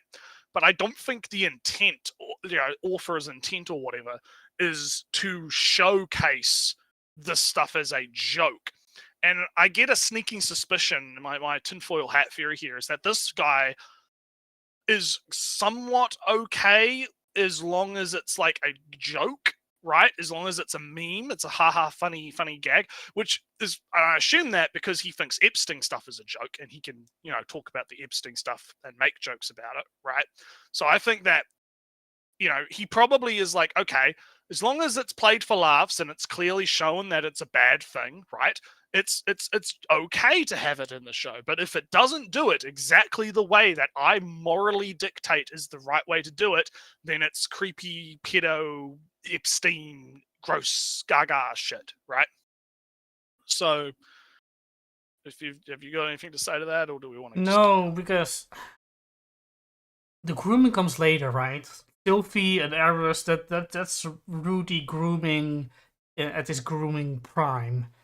Right now, he's just fulfilling his consequence-free fantasy of vaguely being sexual without actually doing it more out of a habit, out of I can, of his own, as an intellectual, I can do this and you can't stop me thing, more than an actual sexual desire, because he doesn't, it's kind of been established that right now he doesn't really do it out of a sexual desire, more of a you can't stop me thing. Yeah, he's still got the mental brain damage. Yeah. So anyway, let's allow him to get away with it because they believe it's a little kid acting out or being innocent, not realizing it's a 30-year-old something predator. I knew it was going to be that angle. I knew it was going to be that angle. The he's an adult in the mind of a child. You know? Just completely ignore the context of, you know, his stunted growth and, you know, the neat stuff that happened in his previous life stunting him. Right? Just completely. He's not a well-adjusted individual being put into the body of a child. Right? He is a, you know, the whole point. The whole fucking point, Ellie, is that he is a degenerate, as the right-wingers would say, right? That is the point. So, my man's missing the point, Ellie. He's missing the point, but anyway, let's keep going. They try to justify it as room for growth in his character, but there aren't any consequences. And the audience walks away being taught this is acceptable and normal. But it's not normal or acceptable. And it's definitely not healthy for humans to think like this. And yet so he would be happy that the show agrees that this isn't healthy for him. Yeah, I'm just like, my man, like, they never show, like, Rudius, like, especially when we look at the flashbacks, right, into the previous life. It's never shown that that's healthy.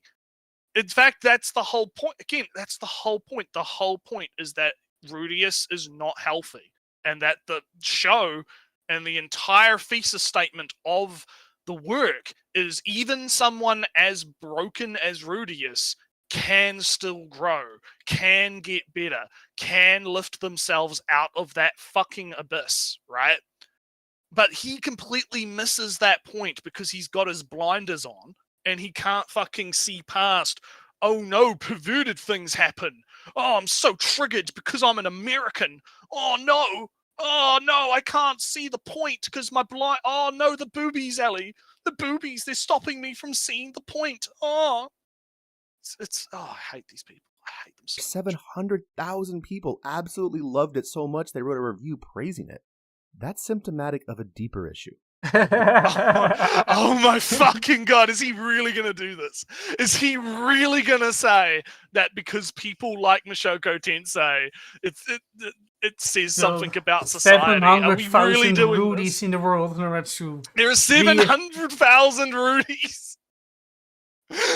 Can you imagine? Can you fucking imagine? Like, the absolute...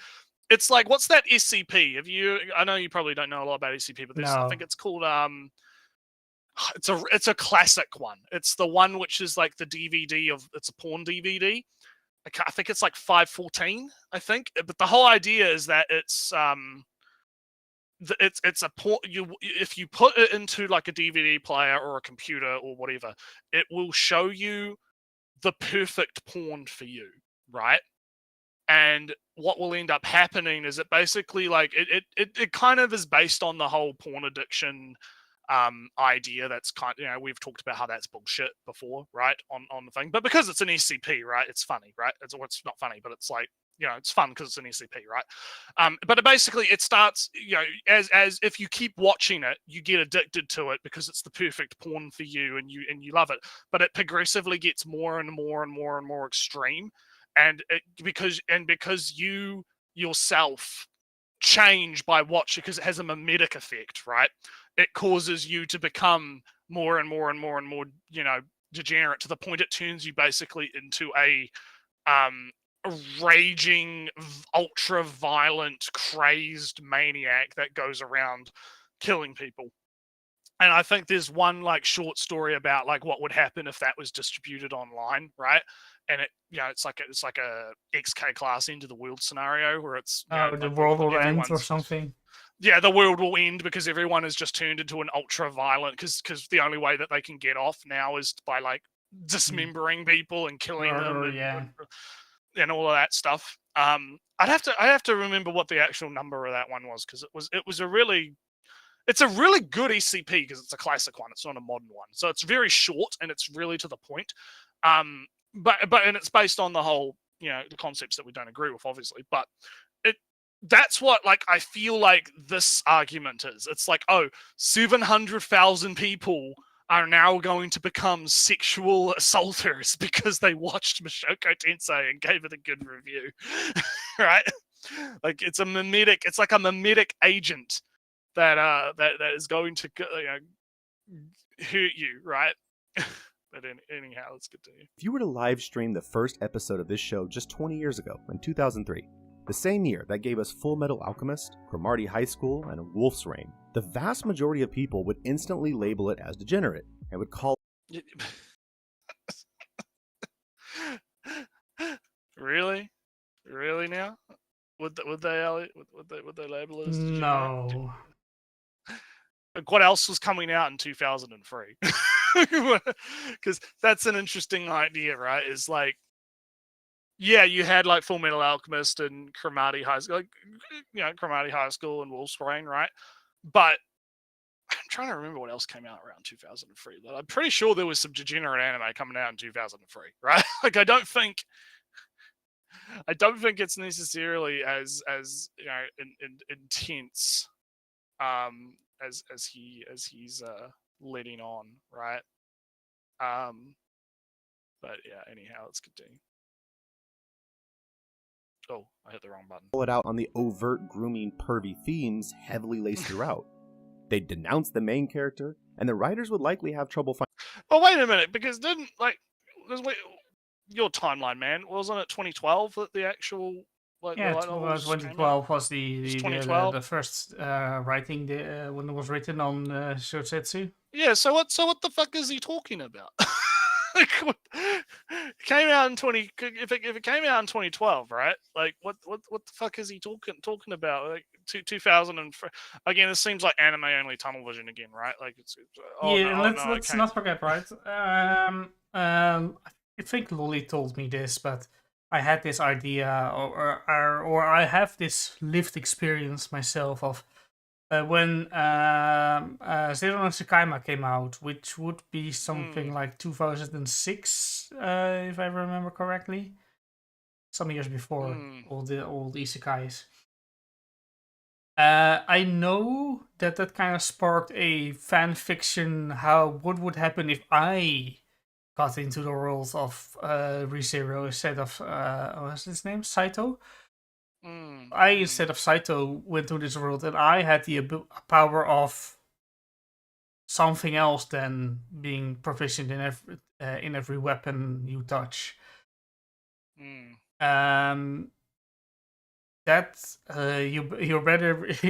best be sure there were stories. Yeah, but I have the power to fuck.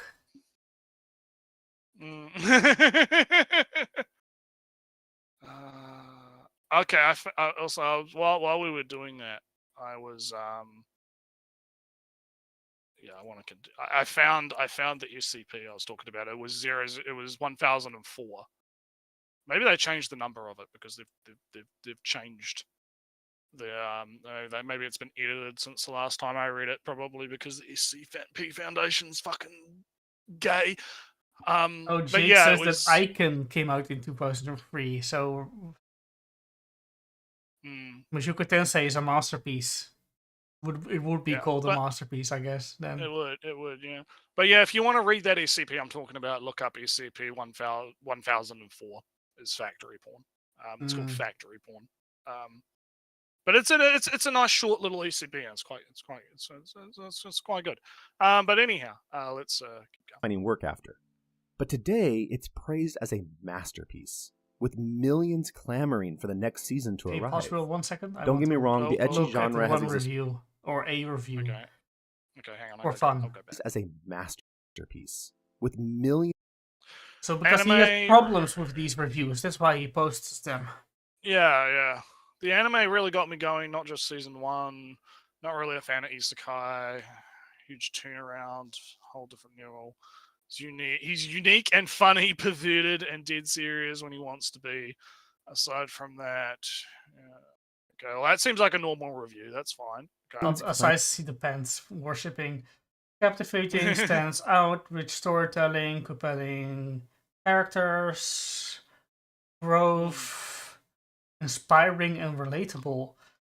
Where themes of redemption, self-discovery, acceptance. Experience is deeply rewarding. Must watch. Hammering for the Almost perfect. Yeah, almost perfect. Adventure to learn knowledge. I like. Yeah, I also liked the perverted kind of humor of the characters. Yeah, I can see why he had problems with these reviews. The problem when he's lost the season 2 stuff. Among the best. Next season, want to watch next season. First episode had me worried. And then I was just seeing if there was any more after that, but yeah, it seems that's it. All right, well, they seem like normal reviews to me. But yeah. Don't get me wrong, the ecchi genre has existed for years, but it's always been cast to the outskirts of the anime world, as it rightfully deserves. What a fucking cunt! Jesus Christ, I hate sex has to be tucked away in a shameful corner. In missionary, under the sheets with the lights turned off for the sole purpose of procreation. Only reason you're allowed to, only time sex is allowed. Never anywhere else. But the lines between the genres are being blurred, and that's concerning. Oh no, over 30% over 30% of anime viewers are under the age of. I got some bad news for you. I got some. I don't think I want it. One source. Where's the source, Ellie? Where's the source? Where's he getting that from? Because I'm pretty sure from what I've seen. Because I mean, don't they release like the statistics on viewership and stuff? I don't know. I don't really. Yeah, they do. Like every year or so, there's like a graph that comes out that shows like all of the different statistics. It's how you can tell like how streaming has like taken over and stuff, right? Because they'll have like a projection over the last like 10 years, right? Yeah, but the last thing I knew was that anime viewership, like, yes, there's been a lot of influx of younger people, obviously, but a very big amount of anime viewership is older people, like people in their 70% at least. It's like 30s to 40s, right? Like that's like the prime amount of people watching it. Like 30% of anime. I think it's lower than that, honestly. I don't think it's at. But I mean, look, if he has a source and he's right, then I'm wrong, right? Like that's fine. But I don't know. My intuition's telling me he's wrong. It's kind of weird because it kind of implies that all right, so he says ecchi was put in a shameful corner where it belongs, in the darkness and in the dank. But now ecchi is infiltrating good anime. That's bad because 30% of viewers are under the age of 18. But that means that any slightly sexual content has to be limited to everybody who's older than 18. Yeah. So if you're 16 and are sexually developing, then you're not allowed to watch anything that's remotely sexual. That's bad for you in your time of sexual discovery. I was gonna bring this up as one of those things that's relevant to this after the cast, but because this is actually a really good time to bring it up, I can't remember what state it was, but some dude in America is proposing some bill to basically get rid of sex education in schools. Ooh. And the reasoning behind it is because he unironically thinks that sex education gets kids addicted to pornography. Because it sex shows then pornography exists for them. Because he thinks that they're showing pornography to kids in school, right? And that's causing them to get addicted to pornography in school through sex education. And I know that's fucking dumb. It's so stupid. It's the worst. But it's relevant here because this guy's argument right now is, oh, we can't show the sexy stuff to the kids, right? The people under 18, right? It's bad. It's going to, cause them to become rudies, right? Yeah. Same logic. Exact same logic as that. And I've been kind of going on this like thing on Twitter where I've been going off. I've been saying, listen, all of you fucking zoomies with your porn addicts and my Epsteins and my sex bad, whatever, you're giving power to these dumb fucks that want to do stupid things like getting rid of sex education because they think it gets people addicted to porn, right? You are the reason this is happening, right? Because instead of fighting against dumb shit like that, you're empowering it by pushing that narrative of porn addiction, by pushing the narrative that it's this massive problem that has to be dealt with, right? Because, and obviously the guy that's proposing this bill is a Christian right-wing Republican, right? Obviously, right? But the left believes the same shit. They believe the same shit. They talk about it all the time on Twitter. And then I go into the quote tweets of the tweet talking about this, showing the video clip of the senator guy or whatever, right, who's proposing this bill. And it's filled with these fucking zoomies talking about, oh, this is going to destroy LGBT rights. How are we going to teach kids about LGBT stuff in school if we don't have sex ed? Oh, no. And I'm like, well, maybe you should have fucking thought about that before you started going after the fucking people like me who just want to look at hentai. Right? So maybe you should have thought about that before you started adopting the right-wing bullshit around porn because it let you own the chuds on Twitter, right? So maybe you should have thought about that. I remember a while back, right? There was this. Maybe I've mentioned this before. I have a feeling I have. You probably have, yeah. There was this, I read somewhere, the Dutch way of doing sexual education is to do it in steps, kind of, right? So it starts in primary school. Yes. Gasp, sex education in primary school. Same here. We had the talk down here. It was right at the end of primary school. I remember it. I remember it because one of the things we had to do was we had to come up with as many different ways to say boner. Yeah. It was fun. It was really good because we were like, I think the one that stuck out to me was one kid was like, Woody. Call it a Woody. And that one really stuck with me. I thought that was quite funny. But and that was primary school. That was the end of primary school, so start of high school. So I probably was about, I would have probably been about 14.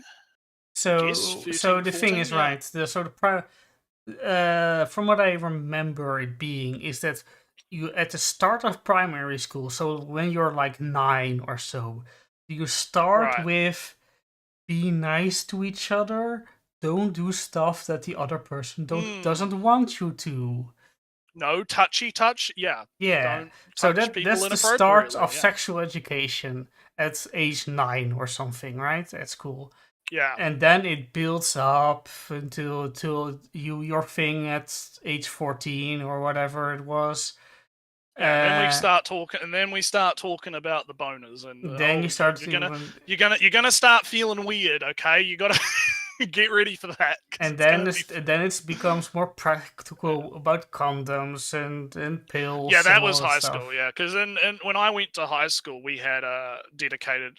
I think it depends on the school down here, because my first school that I went to had a dedicated health class, right? Which was basically, it wasn't just sex ed, but it's anything related to like health, right?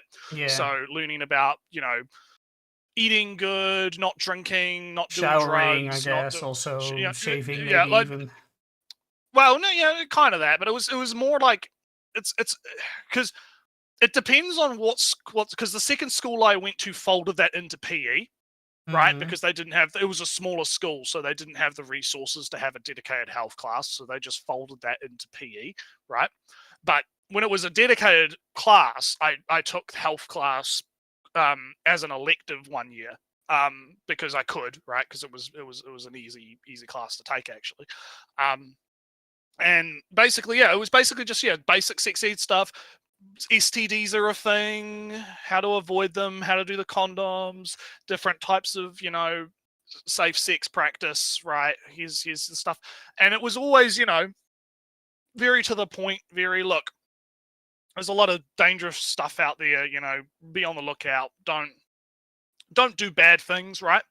And so that's the kind of stuff that sex ed actually is, right? Yes, and but so, I might have imagined this, right? We've been going on for a while. Maybe we should.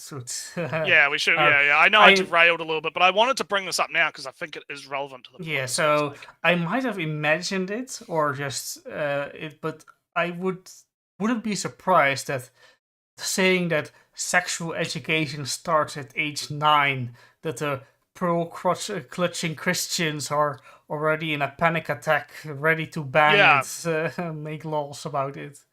Yeah, because they think that it's like porn at age 9.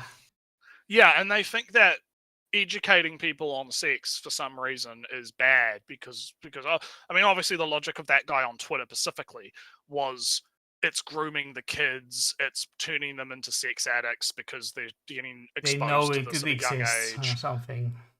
Well, no, because his argument is literally like drugs, right? They're being exposed to the content, and that causes them to seek it out, right? That was the argument, because I remember watching the video, right? And the reason I remember it so vividly is because it is exactly the same argument that people on Twitter use around porn addiction and all the dopamine stuff, and the same stuff we talked about when we went over those sources, the vitality, right? And whatnot. Also, yeah. It's the exact same stuff, right? So to loop it back into this video, right, where he's getting all weepy about, oh no, what if the poor under 18-year-olds saw an anime titty? They're gonna become, they're gonna become sex-crazed degenerates. Yeah, they're gonna become rudies if they watch Mushoku Tensei at 16 years old. And suffer from erectile dysfunction. Yeah, exactly. So it's I only bring it up because it's relevant in that these kinds of arguments that this guy's making give power and credence to these idiots that want to basically create Mineta, right? They want to create the world where there's no sex allowed. Everyone's ignorant about sex. They don't even know what sex is when it hits them in the face, right? And it makes, and it's going to cause all of these fucking problems of society to do that. Because everything that I've seen indicates that the best thing to do is to actually have sex education, and that stops so much bad shit from happening because people actually understand that, oh yeah, porn isn't like real sex, right? They understand that, oh, STDs are a thing. I should be careful about this. I don't want to get a girl knocked up at age whatever, More actual more sexy media would be a good thing, because more sexy media is more interesting and more emotional, vulnerable stuff around sex. Otherwise, it's just porn and nothing else. Then you start consuming sex. Sex will be consumed in a vacuum with only porn to fill it. Having something like Mushoku Tensei, where the first time you have sex could be traumatic if you don't communicate properly, is a good thing to have. Doesn't mean, of course, that you become... It doesn't mean that you should be getting all of your sex education from Mushoku Tensei, but no, I get what you mean, though. I do get what you mean, right? To cap this off, so we're past halfway now, so we're getting... Yeah, all right. But to cap this off, I would ask the question, I wonder how this guy feels about Game of Thrones.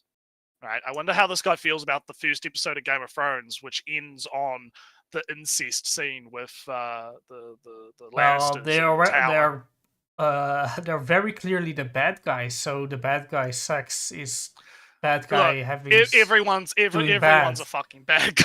Everyone's a fucking bad No, guy. no, the Snow family, they're good. They're the protagonists. Oh yeah. All right. Well, anyway, let's keep going. Anime viewers are under the age of 18. So these are people that are still in those formative years and learning the emotional and social skills that they will use in their adult lives.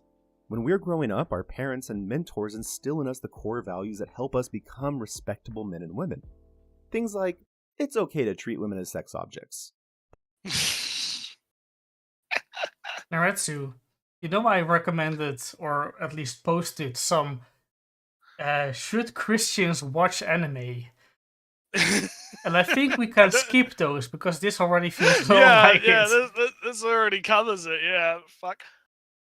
Again, this comes back to the watching things in a vacuum type thing, right? He's talking about mentors and parents and stuff. Like, yeah, that's why sex education's important. because then you're not watching things in a vacuum, because then you are getting external, stuff. Come on, man. That you don't need to consent if it's a guy. It's completely acceptable to... Wait a minute. Oh, look! Look! He did watch past episodes 1 and 2. I think he took a screen. He probably just looked up like the clips or whatever, yeah. But I find it interesting how he brings up you don't have to ask for consent if it's a guy, and then he brings up errors. Because I mean, I guess you could say Rudy semi-consented to what happened, but it wasn't really. I don't know. It's kind of dubious, right? It's kind of yeah. It's kind of more his brain kind of melted, and she just kind of took advantage, right? In a sense. It's kind of, this is what I mean with sex in media, right? Because neither of them were kind of properly ready for it. Communicating about it, and it leads to some weird ass relationship misdynamics afterwards. And in that sense, it is kind of a warning that sex in of itself isn't really the thing that's important. Because sex alone isn't the important thing. So don't do that, kind of. The moral lesson. The moral lesson is don't. Yeah, but so again, it's and I think as Jake said in the chat, this guy thinks that media inherently teaches morals, and it's like, yeah, okay, media can teach morals, right? You can pick up morals and ideas and stuff from media, and as we were talking about before with the media affecting reality stuff, like with Jaws, right? Like, it instills a fear of sharks, right? People become a bit more afraid of sharks, even though they probably don't need to be, right? That's true. It can have that effect, right? And I think when people get into these arguments, like we kind of did before about fiction affecting reality, people end up talking past each other, because you have the one camp that thinks that, like this guy, someone watches Mushoku Tensei and they're going to immediately think sexual assault is like just the coolest thing ever. Just going to go out and start groping women's asses on the subway, right? Just that's just how, that's what happens. And then you have the other group that, in response to the first group, has to defend the media, and they default to, no, it doesn't affect reality. What are you talking about? Without like the added asterisk of, in that way, right? Because most people are saying, they're trying, you're responding to extremes with extremes, right? And it causes a lot of talking past each other and confusion and stuff. So no, all right, to make it, sorry to interrupt you, but I'll let you talk about Samuel. So Samuel, no, I really think he hates ecchi in general, because he said that ecchi was in his corner away from the anime, and now it's leaking into anime. He's mad he's mad that all anime is becoming more sexual, right? And it's not just in its little corner in the middle of the room, like alone, right? Media affecting reality is true. Mottes and Baileys is a true. Yeah, it is. It really is. It really is, Jake. You're quite right on that. Yeah, and it is like violence in video games. It definitely is. It is very much similar arguments. But let's To continue. groom a child. Or that you can be an utter pervy degenerate as long as you can make people laugh about it. Right? In Goblin Slayer, the protagonist is mortally wounded, and in a last-ditch effort to save him, the priestess performs a ritual that is supposed to miraculously heal them both, but only works if the person sleeps with a virgin. That Fun fact: they didn't. Okay, this shows how media illiterate this man is. Well, hang on, let's see if he finishes, because I want to see if he clarifies. alone doesn't leave much to the imagination, and though the show tries to say nothing happened, the characters wake up butt naked, and the following conversation makes it fairly clear it wasn't just sleeping going on. Okay, he's fucking illiterate. he's fucking illiterate, Elliot. I'm sorry, because they didn't actually sleep together in terms of having sex. They no, there was no sex, from what I understood. Like they like, Ellie, you are a priestess, right? You look up to Goblin Slayer Man. You love Goblin Slayer Man. He's so you cool. absolutely love him. He's so cool. He's got the big muscles. He's got the big dick. He's so the Goblin protective. Slayer Man. He's so smart, but he's so mean sometimes. But that's kind of he's I kind mean of like that sometimes, about but him. he saved my life, right? He saved my life, right? He's been mortally wounded. Oh no! You have to get in bed naked with him and sleep the night with him in order to heal his wounds. I will do it not because I feel kind of obligated, and also I kind of want him to be alive, but I don't love him per se. So the angle I'm coming at here is that, one, they didn't have sex, and two, I think that is 100% natural the way that it's presented. Of that, okay, she's embarrassed by this, obviously, right? Because fucking of course the chick would be embarrassed by this, right? I hope he doesn't wake up too soon. Yeah. Like I'd be fucking like, am I crazy? Am I the one that's media illiterate, right? And this, I think didn't the Sword Maiden sleep with them as well? Because I think the Sword Maiden was also a virgin, so she slept in the same bed as well with them, and they both slept, like all three of them were in the same bed, right? So so it wasn't just the priestess, right? And it's not implying that they had sex, because in order for her to be a priestess, she has to be a virgin, I believe, in the setting. Correct me if I'm wrong. Yeah. I think man Gouda or Goda, Onion is on point. He knows what he's talking about, right?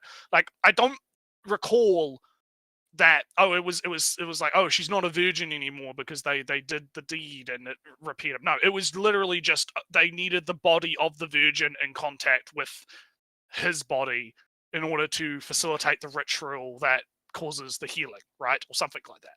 So the point is, this man doesn't understand. Like, I hate using the media literacy thing because it's such a meme, right? Yeah, and people use it for everything. This is not even really literacy. Well, it's like, no, it kind of is, because he's looking at the scene and he's it's fucking weird because he's the one that's jumping to sex, right? He's the one that's going, oh, they must have fucking raw dogged it in the bed, and that's why she's all blushy and all embarrassed about being naked in front of him, right? Like, that has to be it, Ellie, right? It has to have been that they were just going at it all night long, right? And that's why, when it's like, no, even I, Mr. Noretsu the perv, right, understood what was happening in the scene based on the text, right? I immediately intuited, oh, okay, so they're not actually sleeping together in terms of being, having sex. They just had to share the same bed, right? Okay, right, done, good, awesome, great, move on, right?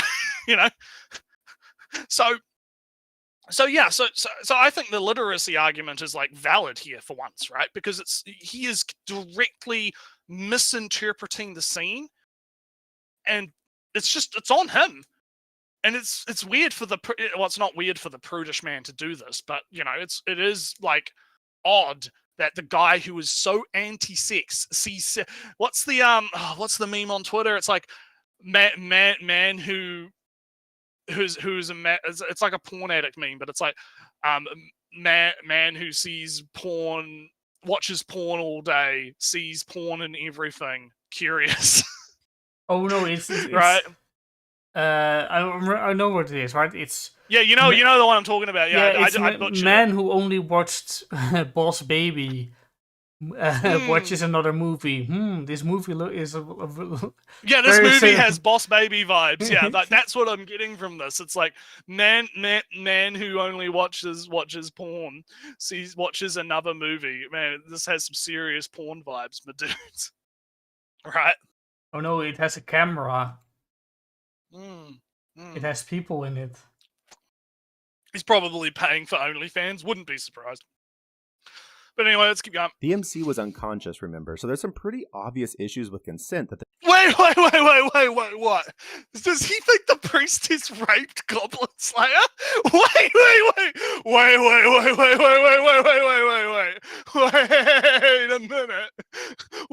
a minute. Are you fucking serious? I think he kind of wanted, when he stretched in, he wanted a kind of a reverse rape. Not that that really exists.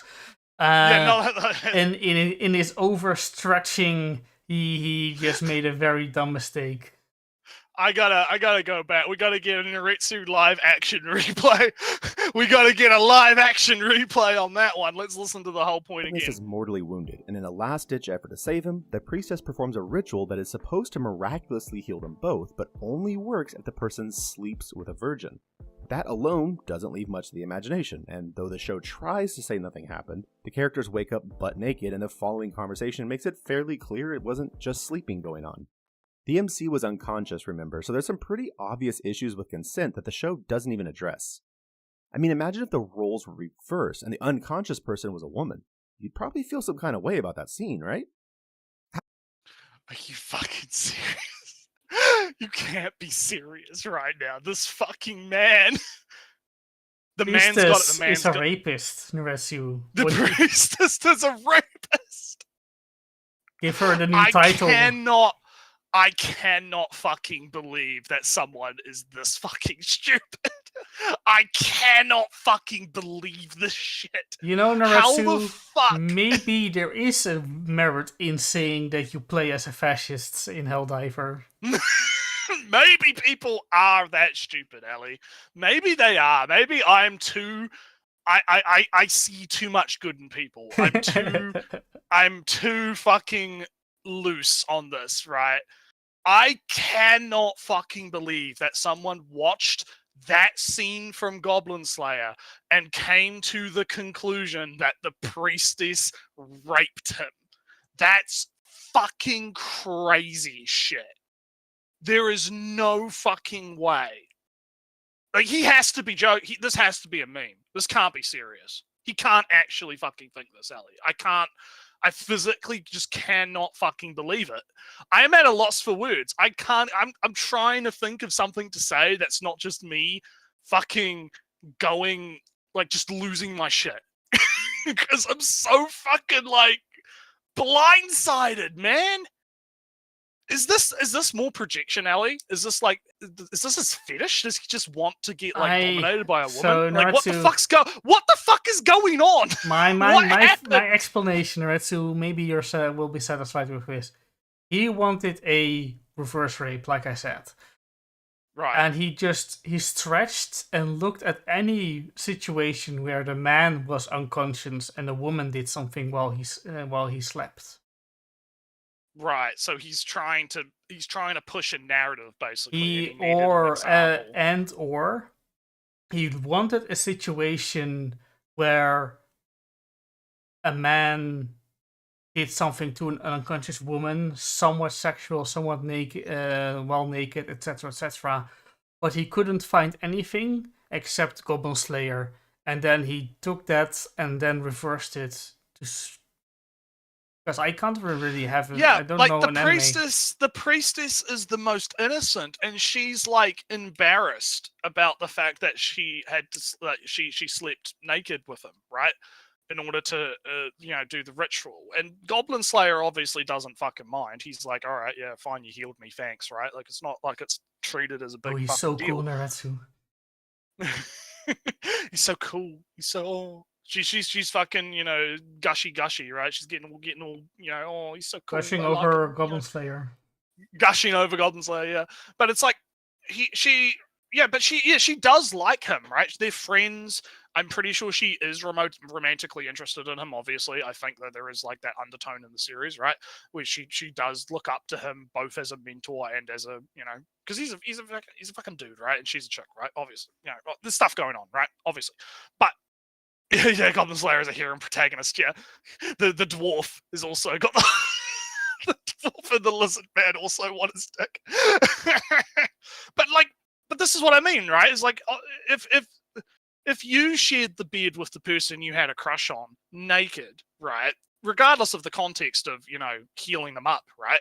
Or not, of course she's gonna be fucking like gushy, embarrassed, you know, whatever. Like, that's not an indication that she, like, I don't know, gave him a hand job while he was sleeping. You never know. Because she still has to. Well, maybe she did. Who knows? Maybe she fingered him or something. I don't fucking know, right? But like, God, oh man. All right. Let's. We got like a third of the video left, right? So we got. I gotta recompose myself, Elliot. Because that fucking. Ooh, oh boy. How about Roswaal and Ram from ReZero? When we first see this scene of Ram sitting on Roswaal's lap, it clearly doesn't look platonic. Okay. I don't know anything about ReZero.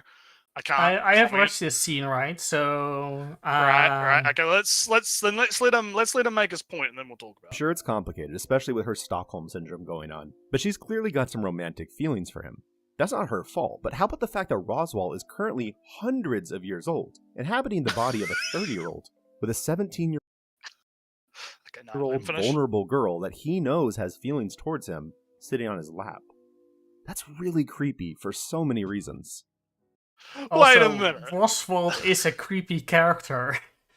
Okay, yeah, that is this man really gonna make the age gap argument about is he really gonna make the he's like 25 and she's 18, you disgusting fuck, right? Is he really gonna make the fucking age gap bullshit around like, oh no, how dare there be like a 10-year age gap between these two characters, even though they're both technically adults, right? Like, what do you mean he's like thousands of years old in the body of a 30-year-old and she's 18? Like, what the fuck do you mean? Now, Roswell's character is creepy. It's kind of clear already that the relationship they have. I mean, I don't even have to like watch the show or know anything about ReZero. I can tell just by looking at his design that he's meant to be a creeper, right? Like it's very he's a creepy obvious. character. She's being manipulated. I feel that she sort of understands that she's kind of manipulated, but she's kind of alright with it because it means that she's allowed to sit on his lap. Yeah. But my thing is like his problem isn't with he's a creepy fuck. His problem is, how dare he be 8,000 years old and her be 18? That's what makes it really bad, Ellie. That's the real problem here. Not the manipulation and the abuse and the Stockholm syndrome or whatever, right? No, it's the age gap. That's the real problem here. That's real. Yeah, that's really the thing, right? So I can't fuck it. Now we're gonna talk about Shield Hero. I can't, Ellie. I'm dying. You love Shield Hero. I fucking love Shield Hero. It's the best anime. No. I mean, it has dropped off, but like, let's see what I know exactly what he's going to say, so let's just get it over with. Even shows like Hero or My Hero Academia aren't entirely immune to these trends. Mineta is a stereotypical pervy character who has no lasting or impactful consequences despite showing no real remorse. Fun. Okay, so as a based My Hero Academia. Oh yeah, you also do that, yeah. I do watch that. He's not okay. So he's like a side character that barely fucking shows up in the show. He has like some moments, but he's like not barely there. And he does have consequences for his action. He actually goes on a MGTOW arc because what happens is they do like a work thing where they like internships, right? Mm-hmm. And he gets put with one of the sexy girl characters. I can't remember which one it was. It was either the mountain lady or I think it was the mountain lady. The one that's like the giantess girl, right? He gets like put with her and she basically treats him like a slave and makes him like clean all the house and all this shit. And he gets back from the hero internship, and he's like, "Fuck woman, I fucking hate women. I'm done with women. Fuck him." And he goes on like this little arc where he's like, he gives up his pervy ways. He's still a bit pervy, but he kind of like tones it down after that, because he's like, fucking women. They just use you and they abuse you, and then they toss you out in the street, and they yeah. And also, yes, 650 brings up the bi thing. Like there's a thing later on in the series where it's hinted that he might also be bi, which was the funniest thing ever, because people were so fucking mad that, oh no, the pervy character is LGBT, because he's actually bi. I remember, it's been a while, I remember some big debates that whether or not he is or whatever. Yeah, there was some things about the translation, what it meant, and some stuff. But he was basically like, because he likes Deku, the main character, and he's friends with Deku and all, and they have like a bit of a rapport with each other, and he's trying to, like, the context of the scene is they're trying to get Deku to come back to the school and not do everything alone, and he's like, man, you inspire me, and I love you, Deku. He's doing that kind of stuff, right? And so you could interpret that as like he's actually in love with Deku, or you could interpret it as admiration, right? Looking up to someone, bromance type stuff. So, but I prefer the meme that he's bi. I think that's funny. I choose to believe, Ellie. I choose to believe my own reality. I make my own reality and believe it. But jokes aside, though, right? The character himself, right? Yes, he does do pervy things. Like, I mean, you sure like there's the classic peephole thing.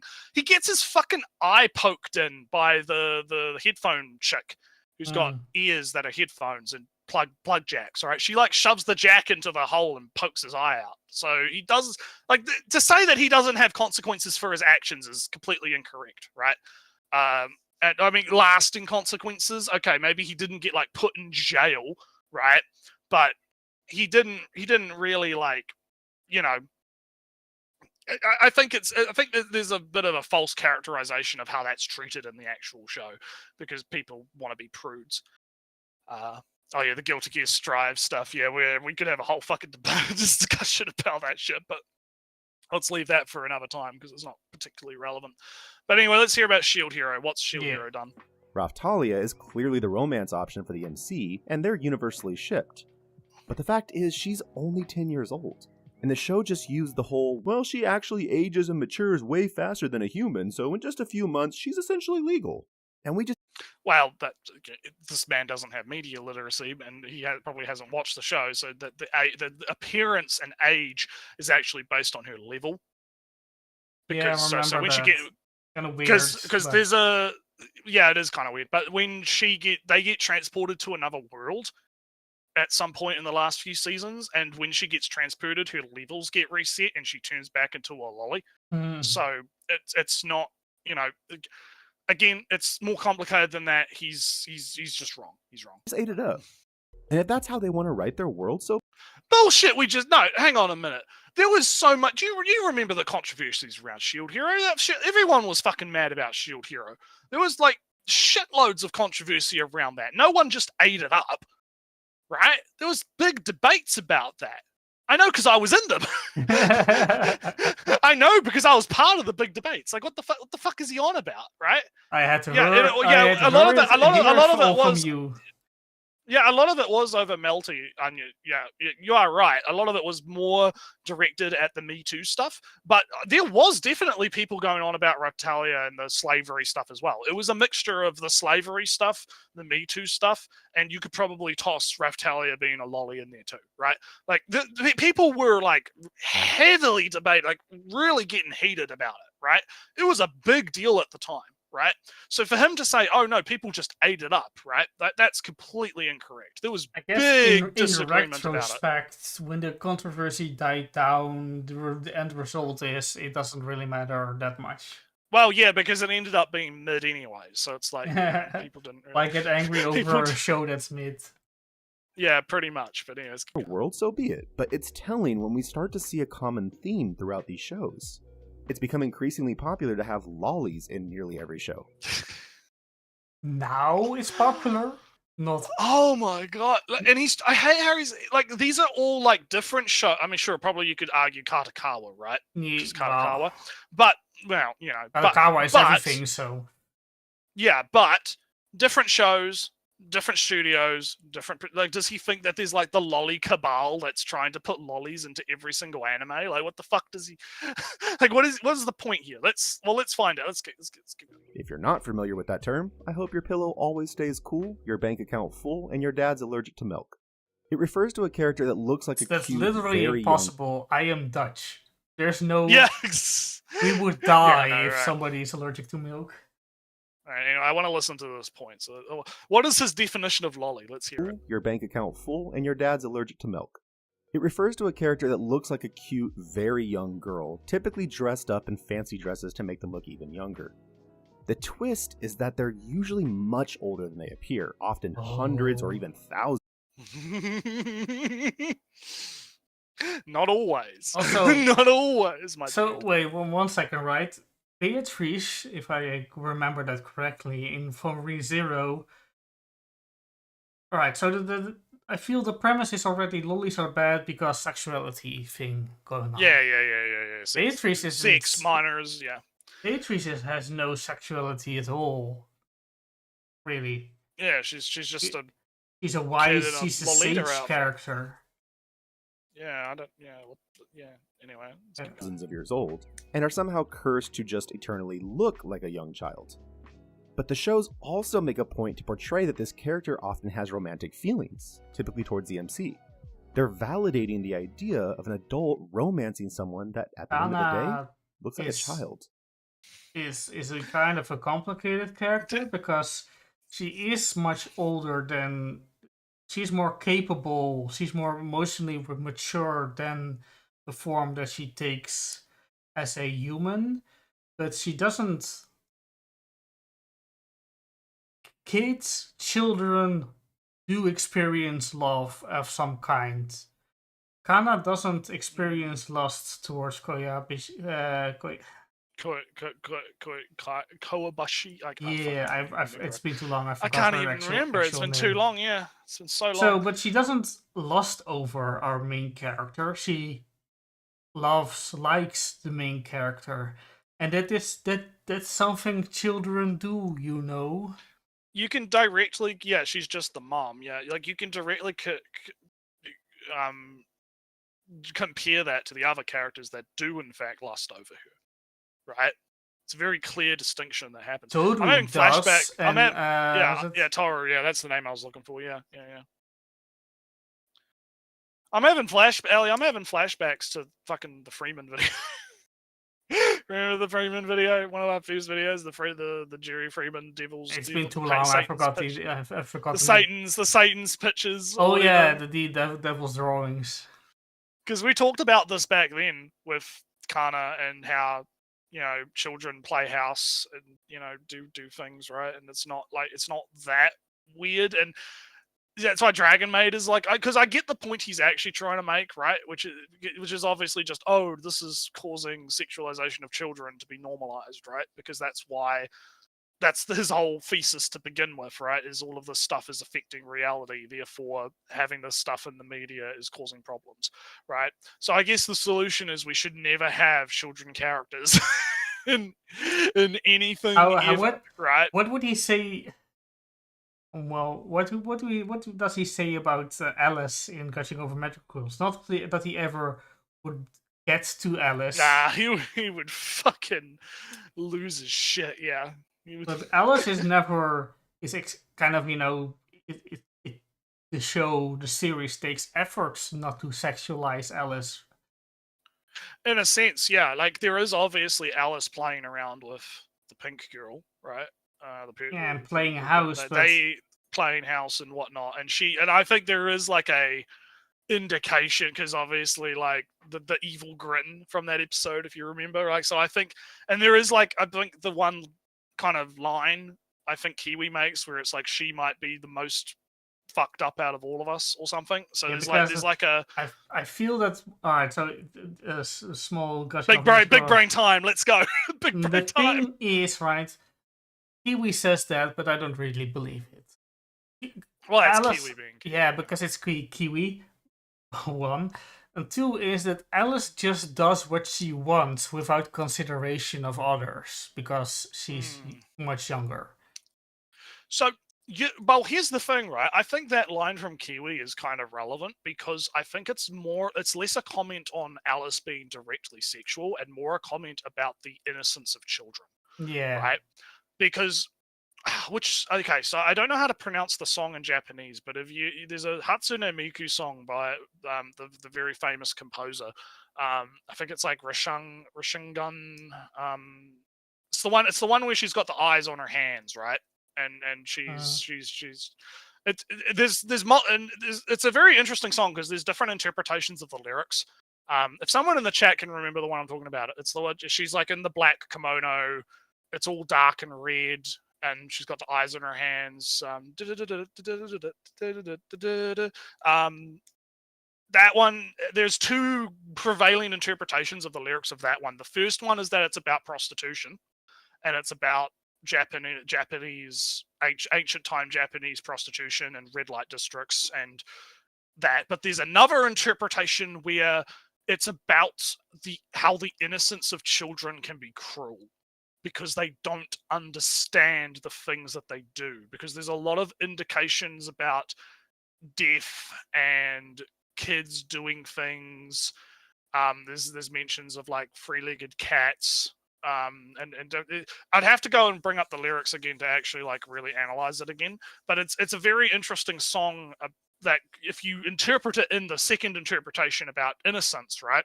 There's this idea of children can do fucked up things without realizing it because of that innocence. So the innocence is both a good and a bad thing. And I feel like when Kiwi's talking about Alice in that way, right, it might be more in that respect of because Alice is so innocent, she's more fucked up than the characters that are more mature. Yeah, because children Alice don't simply doesn't have that same thing. Children don't have consideration for other, lack the empathy or the ability to empathize, and they lack the ability to consider consequences or accept consequences. And those two things, not being able to empathize, not being able to consider consequences, makes for very cruel people. But they're children, so they don't have really. Yeah. So I just find that to be a really interesting kind of interpretation, right? I obviously I'm just talking out my ass. It's probably fucking not true at all. But I find that interpretation to be to be very, very interesting personally. Yeah. Let's do the video. I think it's interesting. Yeah, back to the video. I hate politics and I refuse to ever get involved with such corrupt and pointless things, but I've noticed a correlation between the things we're discussing today and what certain people are wanting to become legal and normalized in our society. Oh boy. He's getting political. Let's see what's he gonna say. I don't think either is a coincidence. We see teachers constantly in the news for playing hide the magic marker, and more. So teachers molesting kids is directly tied to Mushoku Tensei existing. Well, it is in Mushoku Tengo. Mushoku Tengo. Okay. All right, so but is it Matsume? Hang on, I'll Google that, Jake, and make sure it's correct. But in the meantime, I want to make the point that teachers have been. I mean, are we going to have a conversation about the Catholic Church, Ali? Do we want to? Should we thousands of years, I guess, of that stuff. Yeah, because like. Yeah, this happens, and the reason it happens is because it's easy access, right? Yeah. They get into these positions of power so that they can have easy access to the kids, right? I don't think it's some grand thing. And also, yes, you are correct, Jake. That's the one I'm talking about. Yeah, it's a good song. I actually really like it. It's one of my favorite Vocaloid songs. The whole artist is really good. But anyway, distractions aside, yeah, it's been happening for hundreds of thousands of years, and it's no secret that people in positions of power will abuse that power for their own degenerate ends, right? It has nothing to do with, like, I don't think that suddenly people are going to be accepting of teachers molesting kids because Rudy is a perv. Oh, but right? Naretsu, if they start teaching sex education at age 9... Yeah, oh no. Oh no. But that's the thing though, if you start teaching sex education early, then the kids are going to be able to recognize, oh wait, why the fuck is teacher touching my peep? Right? No, right? that means that the teacher has to demonstrate it, of course. And Anyway, let's keep going. More elites beat predators. The winds of our society are shifting, and while not inherently all bad, it's concerning what we're allowing ourselves to passively accept when it comes to things like this. Possible 1 second. Impact of American industry on global... It seems to be just a bunch of news stories about... It's just a Google search of media impact. Yeah. What media, what entertainment media teaches us, or something. Yeah, they're teaching Troons Shine. Yeah. Yeah, it did. Yeah. One of those things is. I knew Ellie was gonna get triggered by that at some point. But one of these, the impact of American entertainment industry on global whatever. That's just imperial. That's an article about American imperialism, cultural imperialism. Yeah. My favorite thing to mention every episode. Oh yeah, shit! I forgot to tweet out this episode. Oh, whatever, it doesn't matter. Too late now. But anyway, let's keep going. I'm not saying to boycott every single anime that has fan service. At the end of the day, these studios and shows are killing it. They're popular because, in general, the mass. So, don't you want to fight it harder then? Yeah, like what do you want then? If you're just going to be like, I can't. They always do this. They always do this thing where it's like, I am gonna make it out that these anime are the most disgusting, evil, pedo, Epstein particle shit, right? But then when it gets time for brass tacks, right, they're just gonna put their fucking hands in the air and they're gonna be like, what? Guess there's nothing we can do about it. We can't boycott it. I mean, because if I boycotted all these popular shows, I wouldn't have anything to talk about on my YouTube channel. So I mean, principles. What the fuck are those, right? You know what you do when you want to when you like something, but it's kind of horribly made and whatnot. What do you do, Ellie? You do a little pirating. You do a little pirating. You sail the 7 seas. Yeah. You just steal it. That's the answer. Steal it.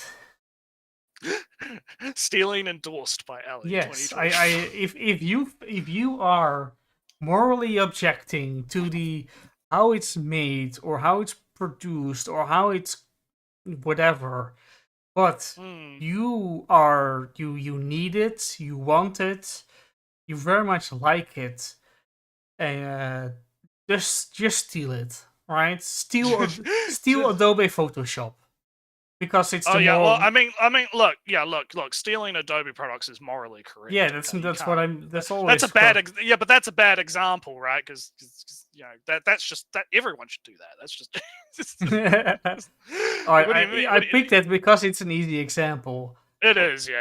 I know. I get what you mean. I'm just memeing because it's. Also, if you don't like Crunchyroll but want to watch anime, pirate it. Just pirate, yeah. Easy. I mean, yeah, exactly. So anyway, let's keep going. Love and support it. We only have ourselves to blame for this epidemic. Without that support, the industry would abandon the idea that every show needs to be filled with this stuff.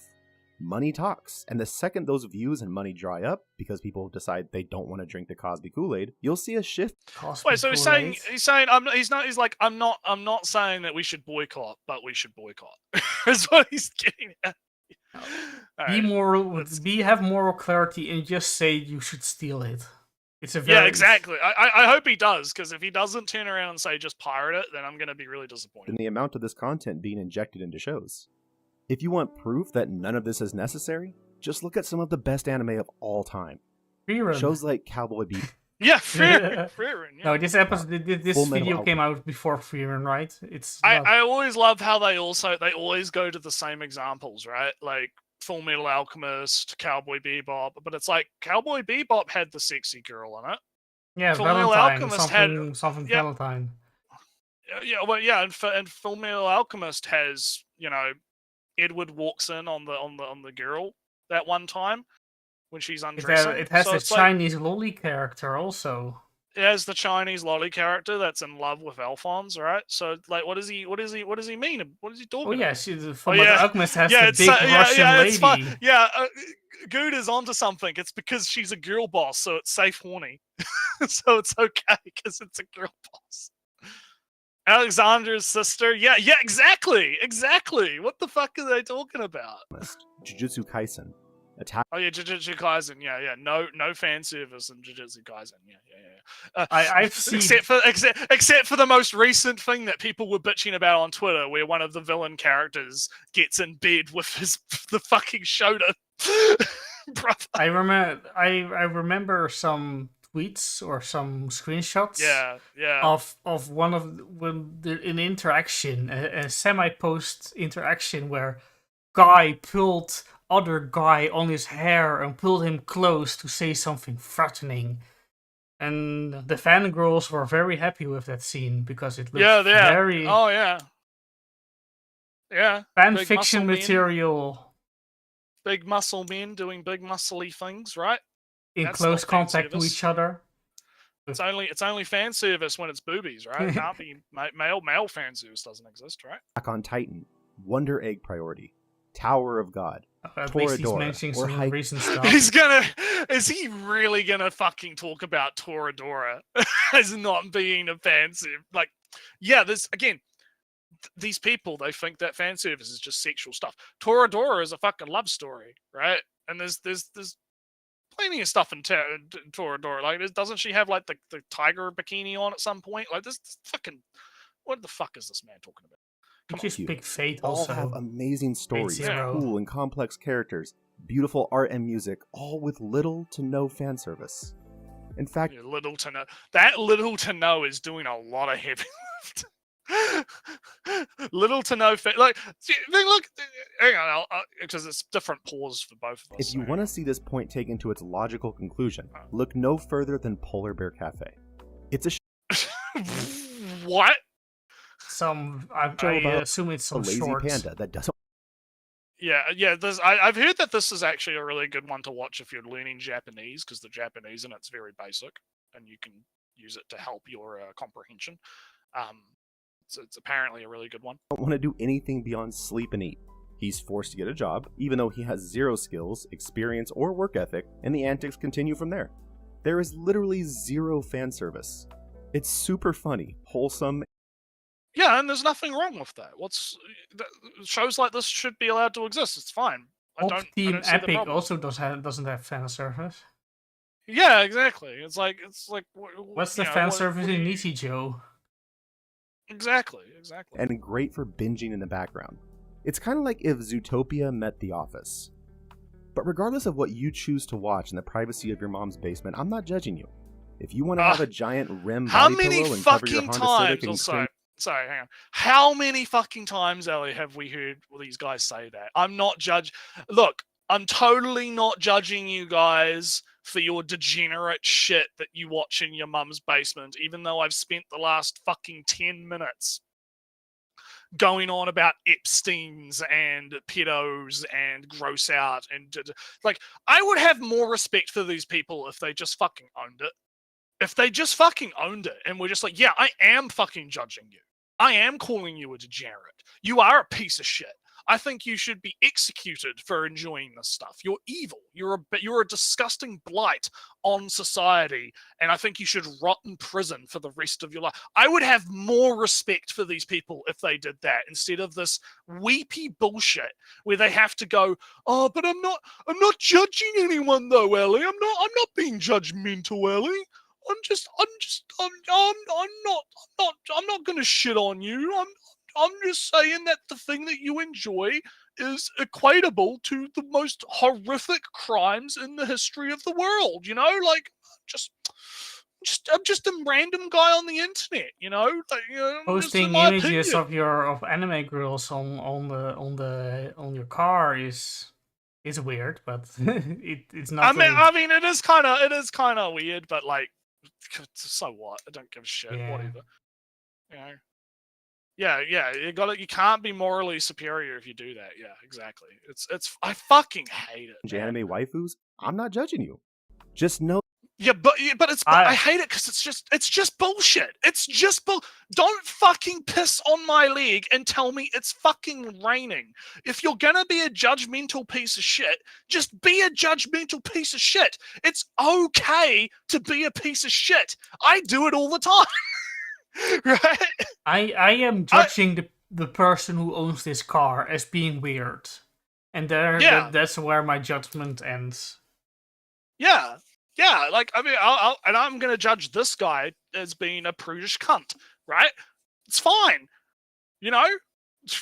Just fucking own it, man. Just fucking own it. Don't be a pussy. There's a reason the average person gets visibly uncomfortable when we mention we watch anime.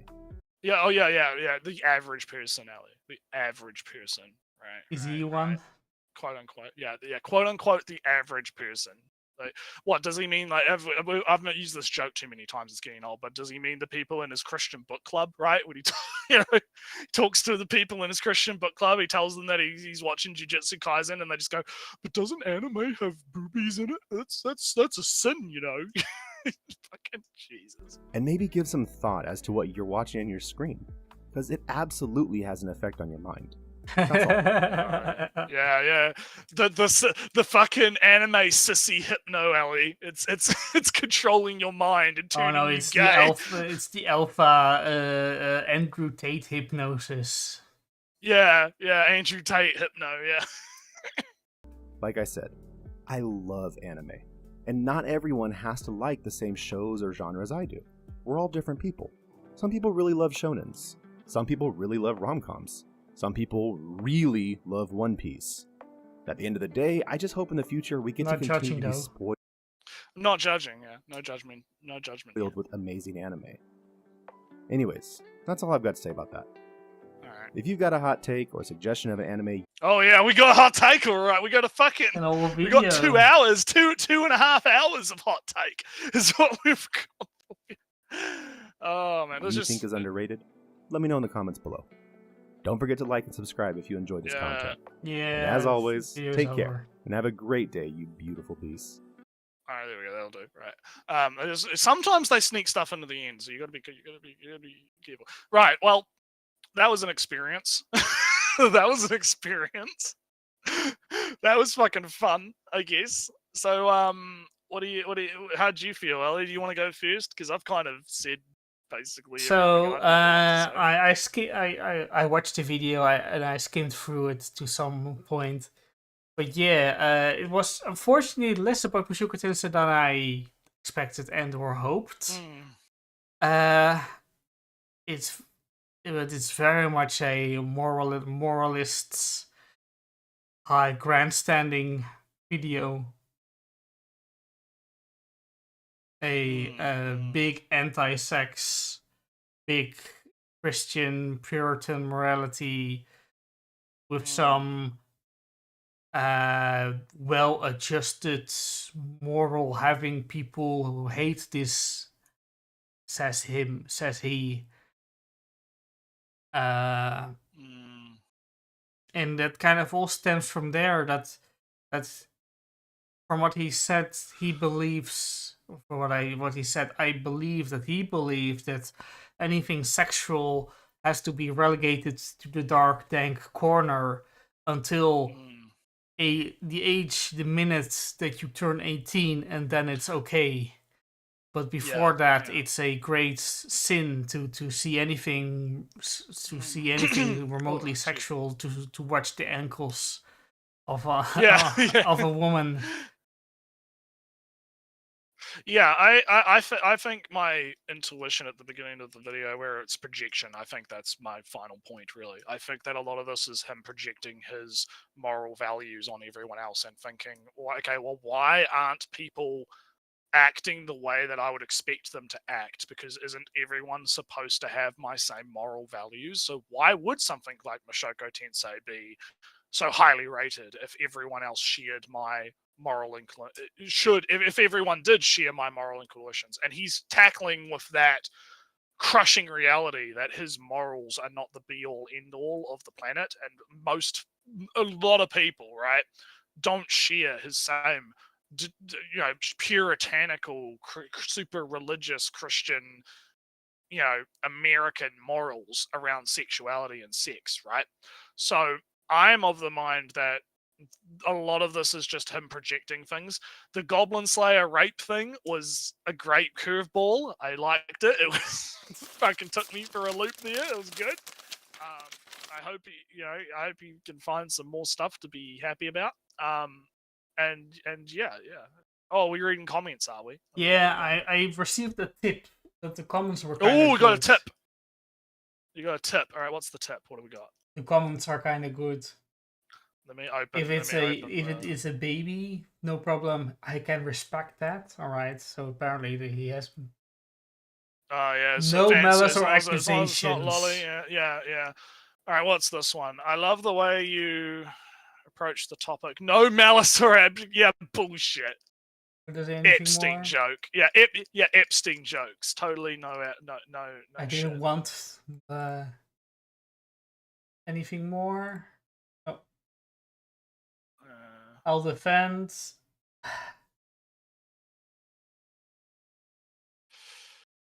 That's a well. Yeah, okay. I'll never boring... defend Rudy. The point isn't to our argument back in the day was me sort of defending Rudy's actions or justifying them, but I don't think most people are trying to necessarily say that Rudius's behavior is good. They're just trying to say that portraying that in the show is not out of character, right? There's a difference between defending the character's actions and making the argument that this character is acting in character, right? So, got really weird. I think that's by design. Oh, but that Mushoku Tensei is a frog in a pot of water. Yeah. So here it is. I can respect it. It's very balanced. I can respect it. And here it's an insidious gradualization, slowly corrupting you. It goes back to what I was saying about how these people, they Mott and Bailey, and they try and hide their shit, right? They fucking try to make it seem like they're reasonable, and they're perfectly reasonable. There's nothing wrong with their arguments. It's all just happy, fun opinions. There's no accusations. There's no bullshit, right? And then that's not the case at all. They're just bullshitting you. They're just shit, no judgment, but I'm gonna call the stuff that you like pedo shit, right? All right. Well, anyway, I'm gonna go grab some more drink before we move into anime because I'm bloody thirsty after all that. I'm just looking through some. All right. Yeah, you look at comments for a second, and I'll be back in one quick second. You'll probably hear me in the background getting stuff. Yeah, can I turn this thing off? Apparently not. One time I don't need it. Blah blah blah. Lawyers don't make you like children. Anime is porn.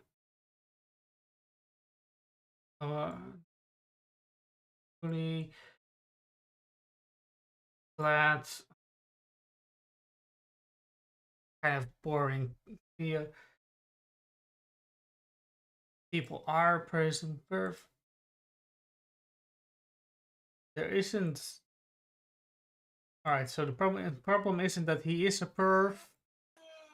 Problem is there. There's perfect ever. Good points to be made, but the farmer for the prevalence edition today are cut.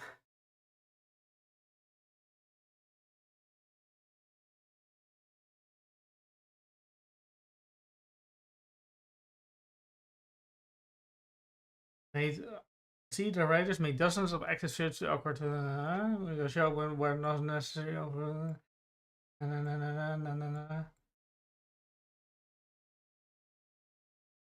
He's complaining that it takes too long for Rui to become a better person, but by the end of episode 2, the episode 3, he already overcomes his great fear of him to leave his house.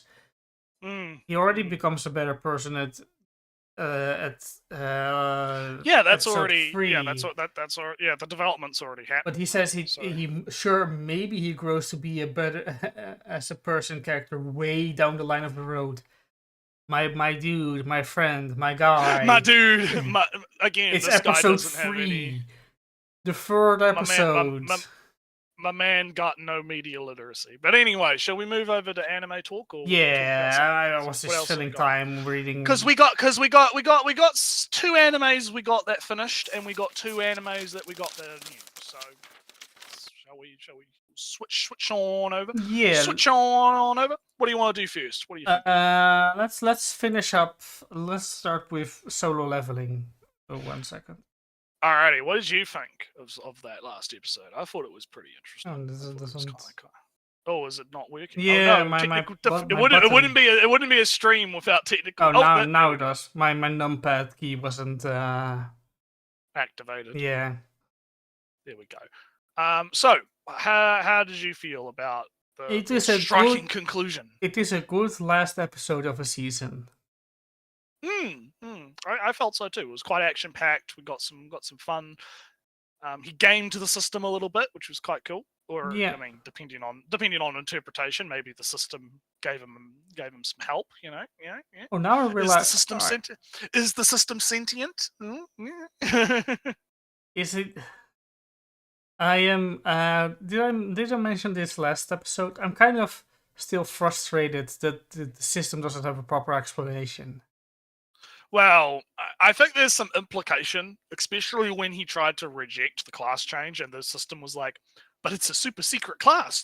you know. I think that the system clearly has some kind of sentience, and it is trying to push him down a certain path, right?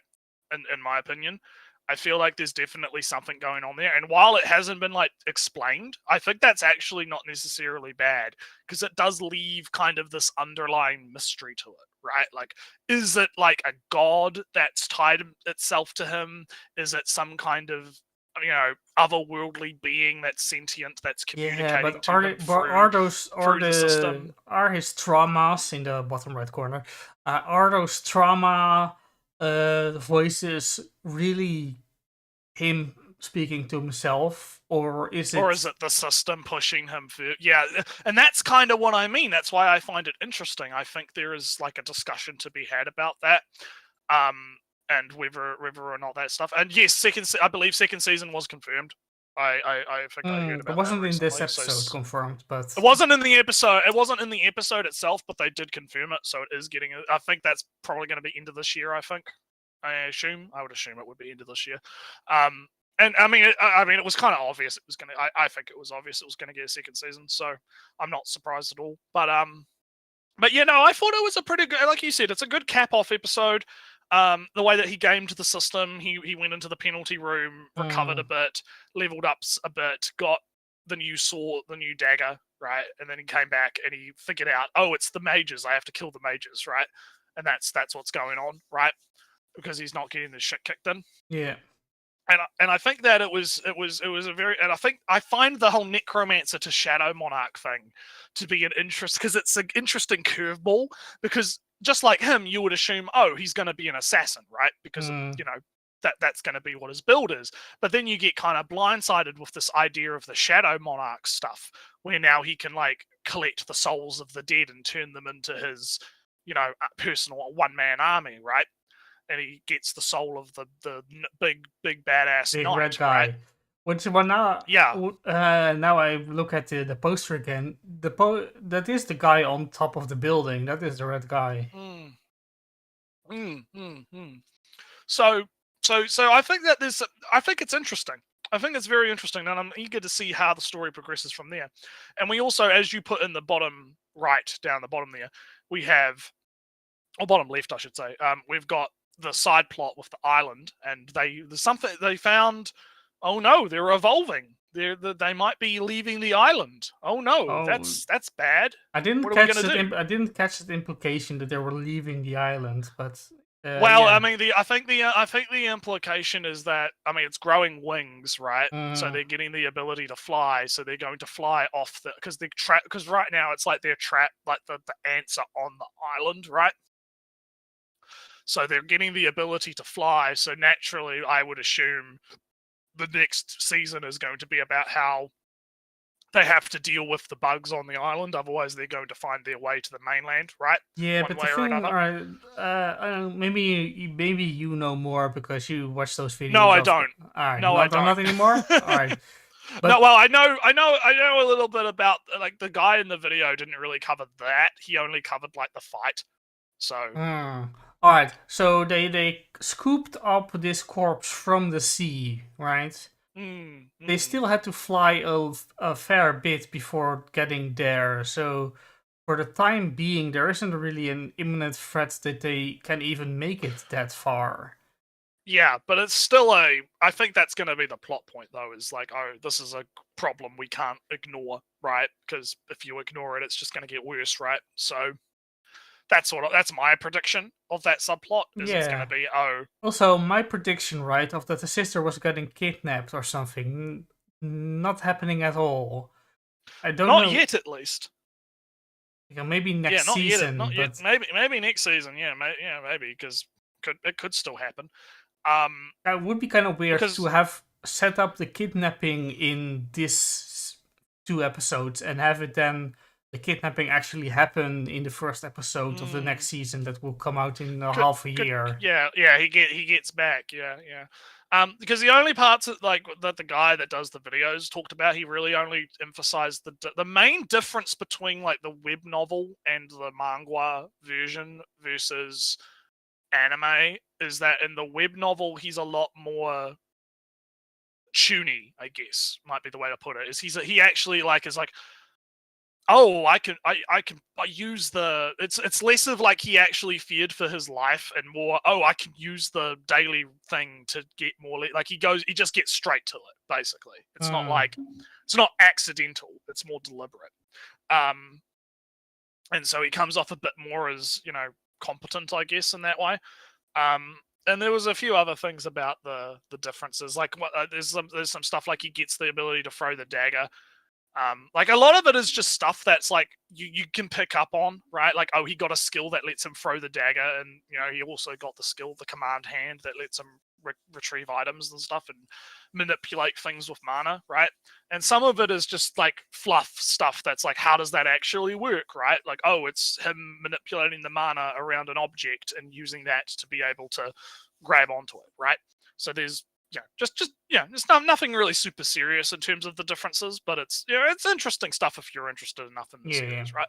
And so I guess we'll talk about, so overall, right, I think that Solo Leveling's overhyped, personally. I think that it's good. Okay, now I think it's good, right? I don't think it's bad, but I do think it's overhyped because people were hyping this up as like, it's going to be like the biggest thing of the year. It's going to be so big. It's going to be so cool. It's the big new shonen. It's going to kill. It was like 3 episodes of just talking at the coffee table in a restaurant. yeah, and it's like, but I think that it's still good, right? I think it's an okay anime. It's just that there's definitely, I feel like there's a bit too much going on, right? Because you have all these different subplots going on. You got the guys on the island. You've got the kidnapping thing you're talking about that's being hinted at.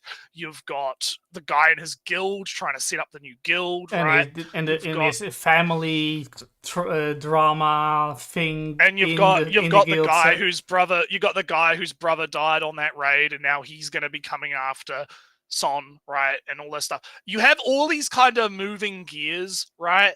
And if we're going to look at this as like, okay, the first season as a single package, right? Without the assumption it's getting a second season, because it is going to get a second season, obviously, right? But if we look at it as a completed package, right? It's not like Gushing Over Magical Girls, where you can watch Gushing Over Magical Girls season 1 and be like, yep, I'm fulfilled. I'm good. I don't need a second season, right? I want one, but it's an okay experience on its own. I can't say that for Solo Leveling because there's so much going on that just like the plot lines have not been closed, right? We haven't got a actual conclusion to a lot of these gears that are moving. And I think that kind of hurts it a little bit because it suffers from that. It feels like the kind of show that people are going to go, oh man, it gets good at like chapter 2000. Okay, you just got to keep with it, right? It's going to get good. It's going to get good at some point. It's going to get good, right? And then, you keep watching it and it's just going to be okay throughout, right? You know what I mean? That's what it feels like to me. Although I do, when the action happens, it became a more fun. Even when the action wasn't serious, like when guild buddy, rich guild friend did some menial mining while he did the fighting. The fighting I remember in that scene wasn't super flashy or anything. It was just, it had a fun forward-moving dynamic of he's doing fighting, he's happily mining, they go to place and they show off some character dynamic, some, like I said, forward progression, and after that some talking on the coffee table happened, but I didn't mind because it was a kind of flowed naturally from the older stuff they did before. But like I said, my problem was that it was a lot of thinking and talking and meandering about, oh, I have this offer for you. No, I'm not going to. No, I'm actually going to. Let's now talk about how I'm going to. Yeah. And I think that the problem with that was because I mentioned at the time that those two events happened at the same time in the manga. Like they go through they don't have a second conversation. Like he doesn't go off and do the raid and then come back, right? They do that conversation, they agree to do the raid stuff, and then that stuff with the serial killer happens, right? And I think that change, as you've pointed out, right, was actually detrimental, unlike the changes in Magical Girls that like helped with the flow of the series.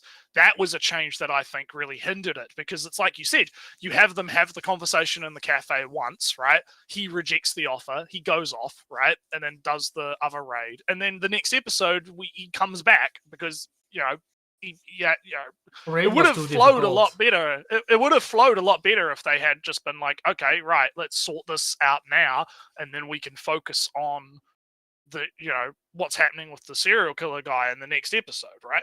Or the hired serial killer guy, right? Yeah, but the thing is, right, it's not a bad sequence of events, really, to have no, I'm not going to, this thing I want to do is way harder than I thought, actually, and then go back and do it. But it was just kind of boring presented in a way. It wasn't really any stakes because he had such a more powerful negotiating position all the time, so there wasn't any pushback that I'm forgetting the names. Rich guild boy, he was always forced to agree of everything that our main character wanted, so there wasn't really any tension or conflict or even fun character dynamics, because he was just saying in a kind in a kind of a chuny, angry pose, I am going to do this, and you are going to agree to my terms. Yeah. And it was a little bit too edgy to be fun and have some fun with it.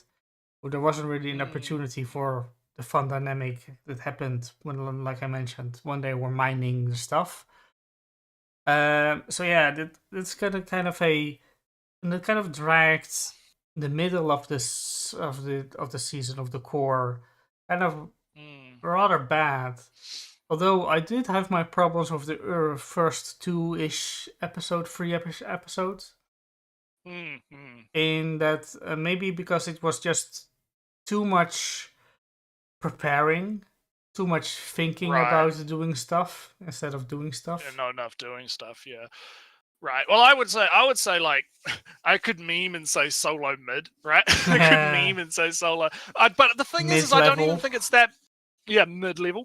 But the thing is, I don't even think it's that bad though, right? Like, I enjoyed it. I had a fun time. I thought it was good, right? I didn't, I didn't enjoy it as much as like, I don't know, gushing over Magical Girls or some of the other stuff we watched this last season. So, but it was still fine. It was good. It was fine, and I'm interested enough to see where it goes, right? And that's, I guess, the main thing, right? So Yeah. I guess that's about all we can really say about Solo. What do we want? What are we doing? Shall we do?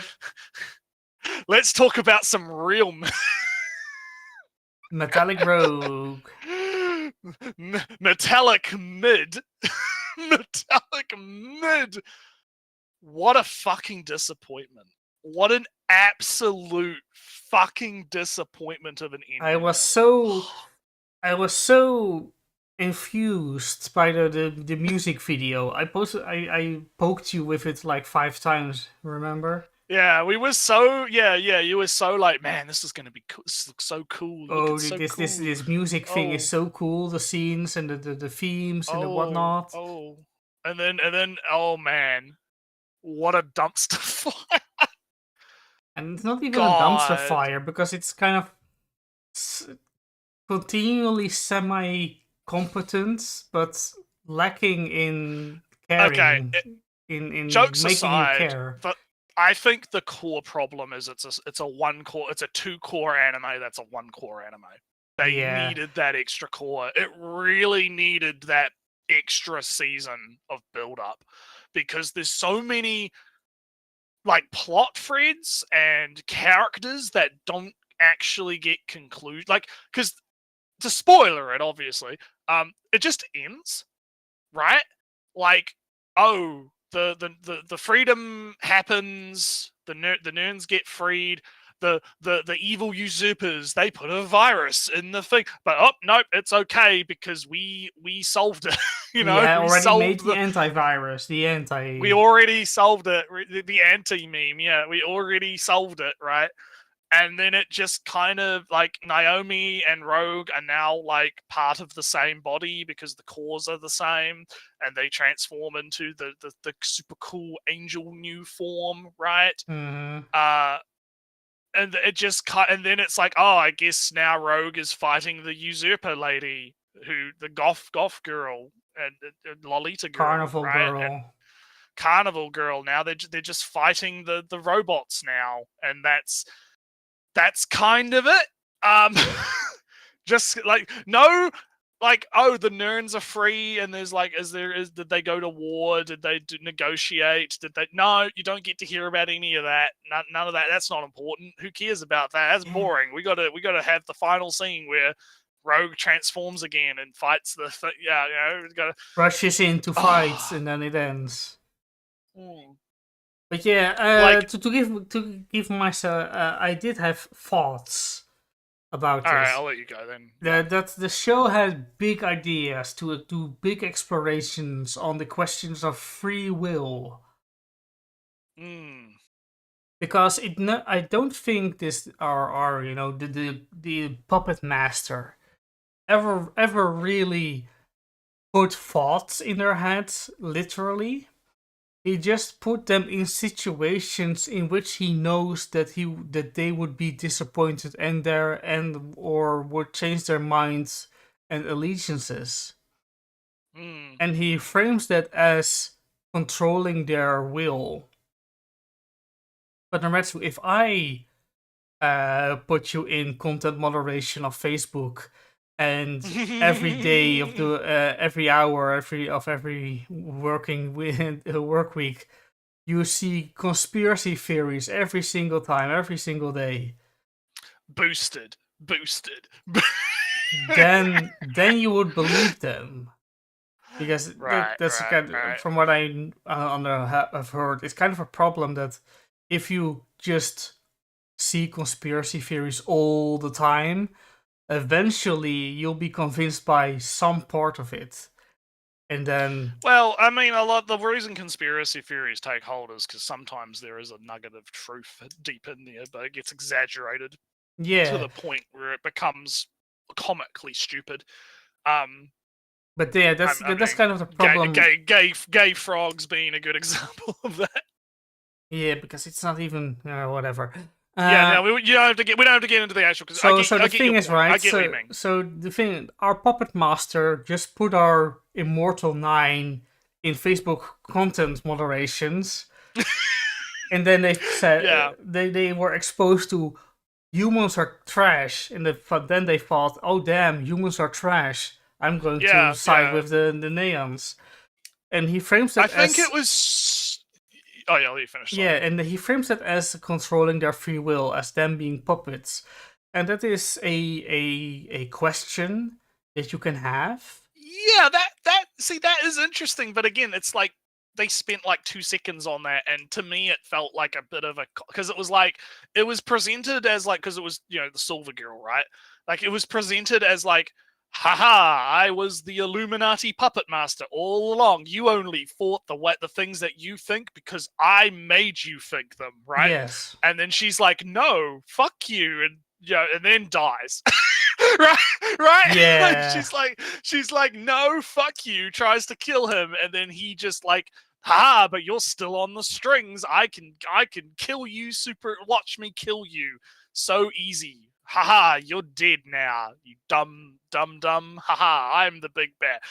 And it was such like it's like you said, like there's interesting questions and there's interesting like I think it's like biting too much than it can chew, right? Yeah. Like there's a lot of interesting ideas here that could have been really fleshed out.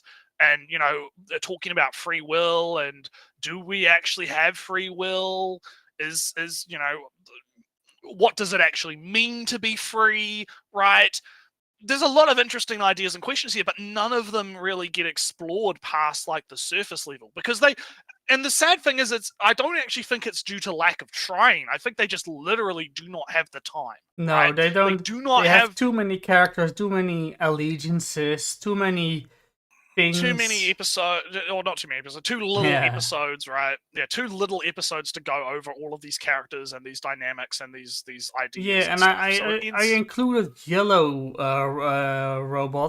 yellow super robot, because that's another problem of the show in general, in that there's all these characters. It's kind of arbitrary which characters you will just live forever after they're defeated, and which character just die on the spot. Yeah, like he gets stabbed, but he's okay. He's thrown into space and goes through the atmosphere. Then it gets stabbed. Rogue gets her core ripped out, and it's fine. But then for a while, and our then father guy has no core forever. Yeah, just the entire time, and is fine. Yeah, so I'm like, it's a disappointment, honestly. Like, I think that's the best word to kind of describe it as. It's lost potential, right? Because there's clearly like a lot of thought that's gone into this, and there are some very cool concepts in it, but I feel like it's just missed opportunity, right? And if it had have gotten like 2 cores, I think it would have been a lot better. It would have been a lot better as a production if they had that wiggle room to be able to really flesh out all of these different characters and who they are and what their motivations are and how that can relate to free will and slavery versus subjugation and all that kind of stuff. My last thing about the neons, right, and the free will thing and that they got, it was kind of obvious that they would get free will in the end. It would be kind of very weird. Yeah. I mean, I knew that was going to be the way that they would go, but the question was like, the issue is like, how would they do it? What were the consequences of that decision? Would they go to war? Like, would they get revenge because on the humans, right? in a sense, right, I didn't really mind if the villains won and the neons got free will, but then it turns out that the villains also just wanted a slave army as well. So that was kind of pointless. You jump from one oppressor to another. Basically. Yeah, that's kind of predictable. It would be kind of more funny, more interesting if the villains' plot was to give them free will, and the good guys were fighting against that.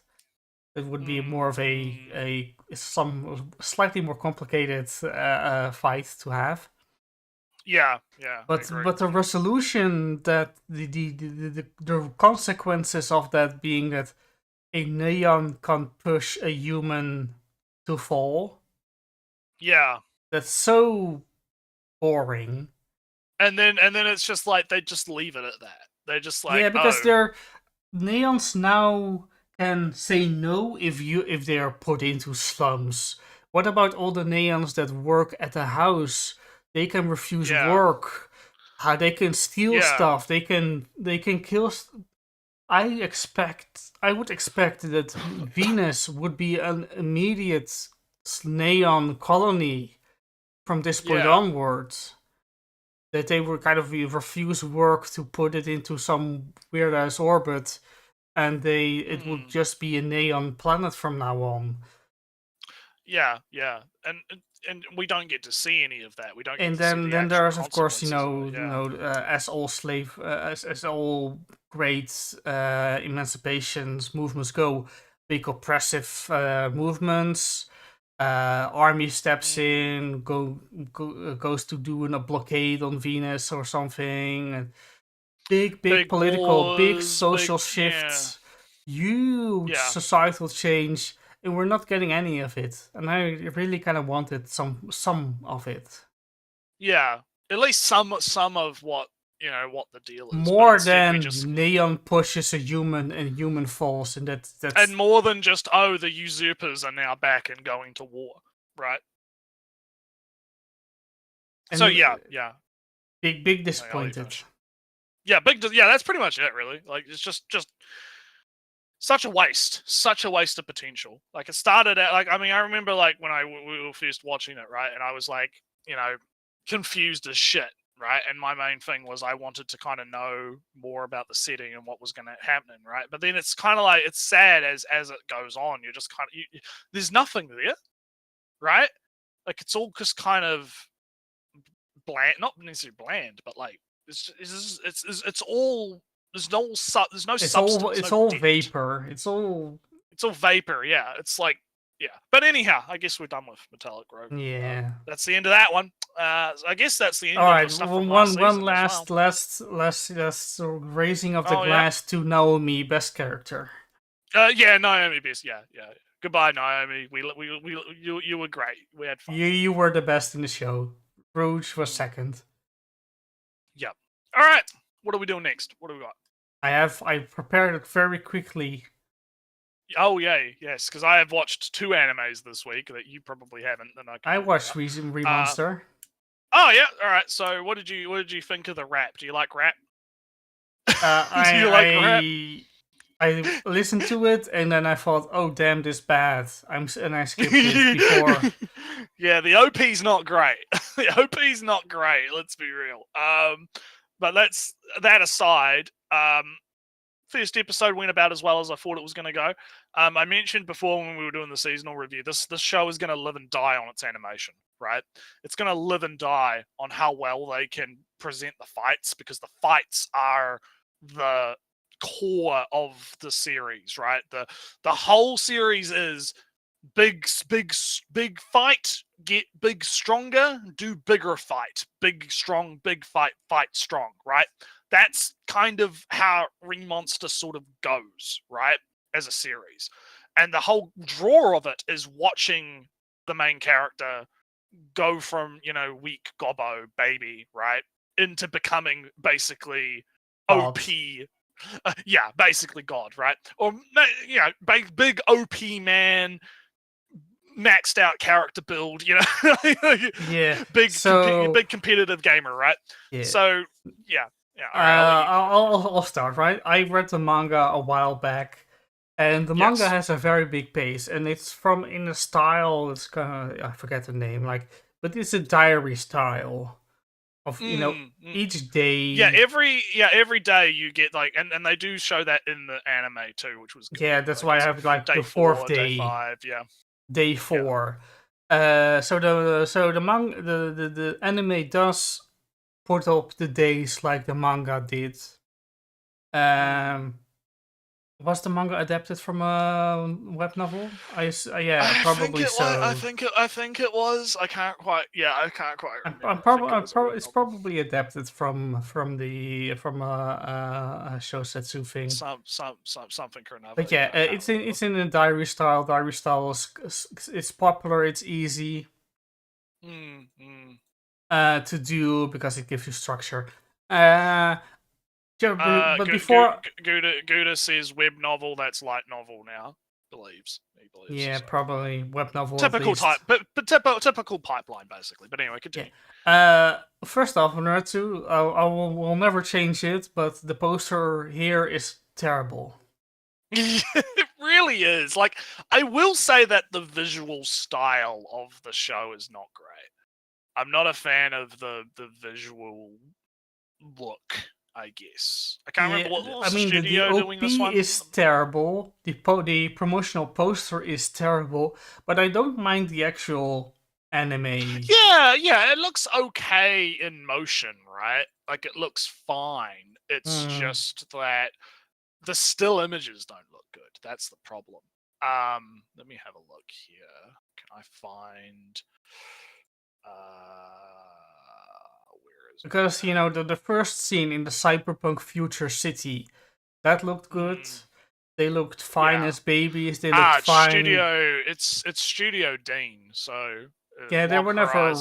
It kind of fits Log Horizon, Konosuba. Did they do Konosuba? They did Konosuba. I just remember them from Zero no Tsukaima. That's kind of the last time I really remember them doing. Man, Vampire Knight. Getting nostalgic in here. They did the original Fate Stay Night. Yeah, Dean's always been kind of known as being kind of. Yeah, they do some good stuff, but they also do some. They kind of hit and miss, right? So, yeah. I mean, Log Horizon had some okay animation. Yeah, Log Horizon was pretty good. In the second season, though, right? Because they took it up from studio. The studio that did the first season kind of died, so they took it up. Oh, that's like season 3 they took over, I believe. Or they're credited for season 2. So maybe like a 2-core season 1. Anyway, animation style of Remonster. The poster terrible, the OP terrible, the anime itself good looking, motion it's good. It's okay, yeah, it's fine. Motion good, people talking good, people looking good, etc. The action we saw this episode, because the thing is like I think it's gonna matter more when we get further along and we're doing the bigger fights, right? How it looks. Right, that's kind of more what I'm worried about. Like, these kind of more lower tier, they're just fighting bunnies and wolves and stuff. Like, that's not really where the big fights are. Right, when we get to the big fights, is I think when it's gonna be made or broken, right, by how good it is. I guess to move on to something that's not talking about the animation itself, I am glad that they kept the sex slaves. Hope is real. Somewhat censored, but, you know, at the same time, right? You know, I don't know what time slot they're going for and what network it is on. At least they showed it, right? Because it was a part of the manga and the light novel, very likely. So yeah, they're here. That's good to know. That's good to have. As it's good to see. They didn't shy away from it. Right. That was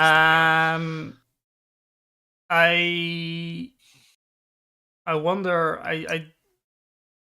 I wonder how far they would go, because, you know, as we learned, there are some points that happen that I'm kind of interested. Well, the Dryad in the I did watch the OP. I very much didn't listen to it.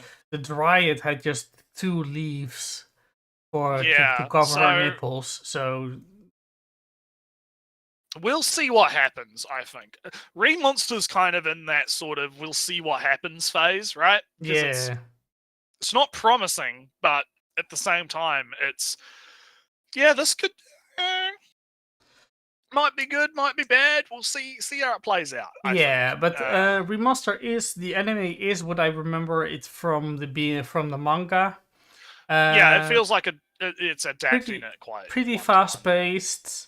The skills already come in the skills that he gains already blast you already, just blast you Yeah, continuously one of the already. things from the manga that gets really it makes it hard to read is that you get bombarded with fucking giant walls of text.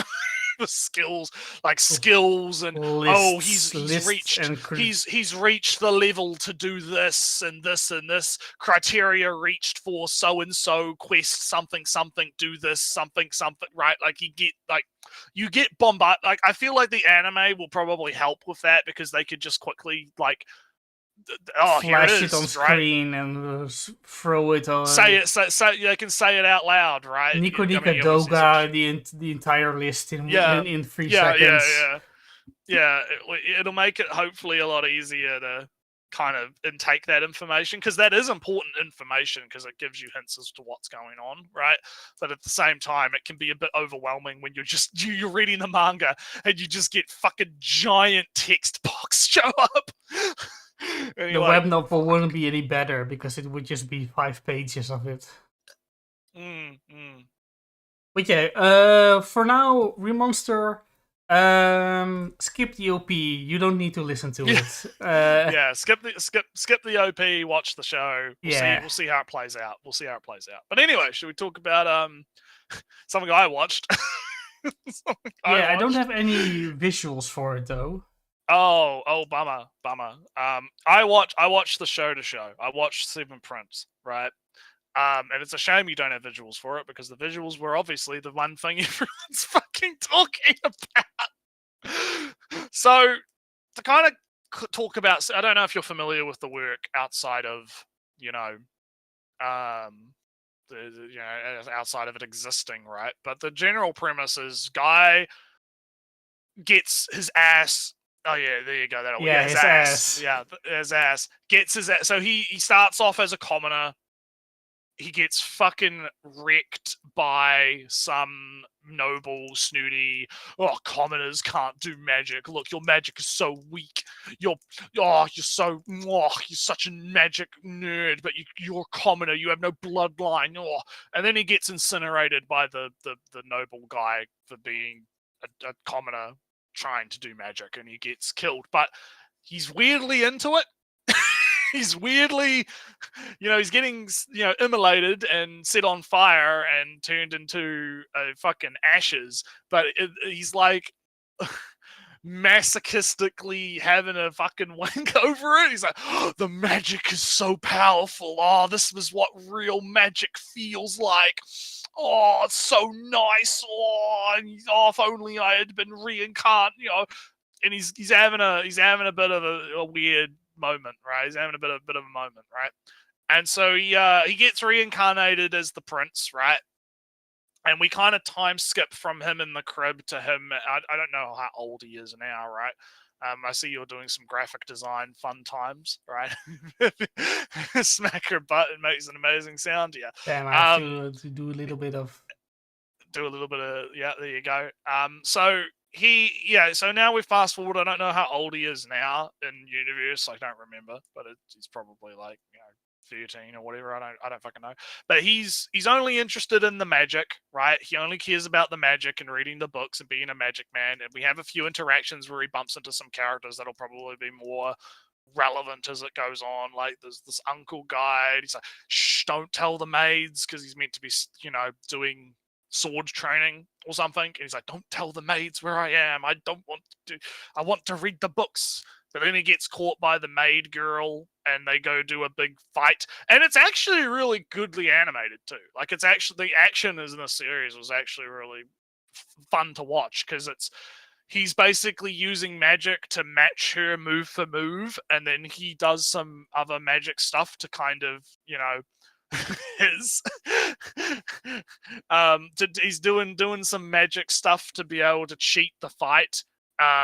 But then the maid girl is like, damn, that's so cool, you're so smart.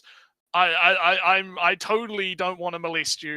right? Like, it's just, she's totally like strictly platonic relationship, right? And then obviously everyone's talking about Shota Boy's ass, right, and his thighs, right, and his big, big juicy Shota Boy. No one's talking about the bath scene, right? Because there's a bath scene where they go into the bathhouse and he's just in there with all of the maids and they're all butt-ass naked. You don't see any nipples, but they're all butt-ass naked, and it's highly, fan servicey, right? And they're having a conversation about, there's the hidden bookshelf in the bookshelf thing, right? And there's the demon that's been sealed in the bookshelf, right? And the guy, the Shoda man's like, ooh, that's interesting. Not giving a single shit about all the gorgeous naked women around him. He's just like, ooh. And then the women get into a fight over who's gonna whose bed he's gonna sleep in tonight, right? And they get into like a fucking fight in the bathhouse over it. And while that's happening, he just kind of sneaks away, right? He just kind of like swims away. And an interesting factoid about that scene is like they animated, because he's sitting on the lap of the girl that he was fighting, and her tits like rest on his shoulder, and they animate the boobs realistically morphing to the contours of his shoulder, right? So it's clearly deliberate, right? It's clearly deliberate fan service stuff, and no one fucking is talking about that, and I find that funny as shit. No one wants to talk about that scene. They all want to talk about how much of a juicy Shoda he is, right? It's fucking great. It's funny. But so the rest of the episode is he sneaks into the library, and we get to meet the goat demon man, right? The big, the fancy mascot character from the thing, right? But he's a big scary goat man, and our magic Shoda boy here is like, hey, show me some cool magic. I want to see some cool magic. And he like locks the Shoda man in the library and uses his shield powers to like protect himself. And Magic Goat Man splits his head into two, and he starts doing crazy incantations and crazy stuff. And Shoda Man's like, wow, that's super, super cool. And then he sticks his finger out of the shield and like has his finger like fucking eviscerated by the magic, like it's serrated like magic things, and his finger becomes all fucked up and gross. And he's like, he almost does that thing where it's like he licks his finger and he's like, tasty magic. That felt good. Because he's a masochist, I guess, right? He's like, oh, the pain. Oh, it's so painful magic. So delicious. And then the goat guy is just like, what the fuck? Guy's just like, what the fuck is going on here? And so then what happens is he basically heals his finger and is like, okay, I guess you're not going to show me any more magic. And then just basically one hit KOs Goat Man. And Goat Man's like, man, you're a Chad, Mr. Shoda Man. Your thighs are so cool. Please, I will be your servant. Please have me as a familiar. And the Goat Man is doing this because he wants to get released, and because he wants to, figure out why he's so powerful and uses power for his own things. And then he, there's a funny scene where the Goat Man like goes up against his like hip to like go into his pocket, and Goat Man gets turned into the mascot character at this point, because it's like, it's a lot less frightening for people to see him like that, right? Mm-hmm. And then he touches the hip and he feels the magical energy within him, and he goes, holy shit. He's like, holy shit, this kid is fucking jacked. Oh shit. The magic in his thighs is intense. Yeah, right. Kind of like that. And then that's kind of where the episode sort of ends, is we've established kind of like the dynamic of, okay, man really loves his magic, wants to experience more magic, wants to learn more magic, uses magic to do all kinds of fun things, creative use of magic to do creative stuff. Goat Man wants to use the boy to conquer the world, but he can't because he's not powerful enough, so he's just going to tag along for now, right? And that's sort of the relationship of those two at the moment. And I'm assuming what's going to happen is it's going to be kind of like an episodic thing where, okay, new character gets introduced, new character has new fun magic.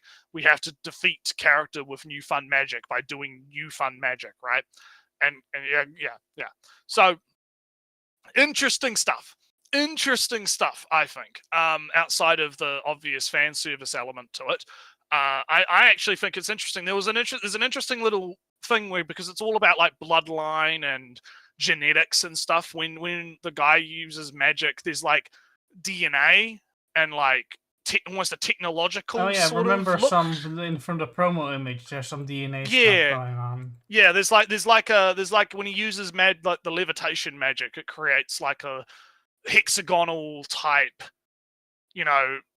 technology type look to the magic, which was, I found quite interesting. Like, it's tied to genetics and stuff. So there's interesting stuff going on around that. Yeah, so because magic is genetics thing. Therefore, I get it. Yeah. So it's interesting. It's interesting stuff. I'm definitely going to keep watching it. Not just for the juicy Shota fires, but because it's. Are you sure? I think that it's maybe. I think it's interesting. And obviously it's the first episode, so it's kind of like you'll see. The first episode is something that I'm not familiar with, so we'll see what happens. It's definitely caught my eye for all the right reasons, and we'll see how it goes next week. Just in time.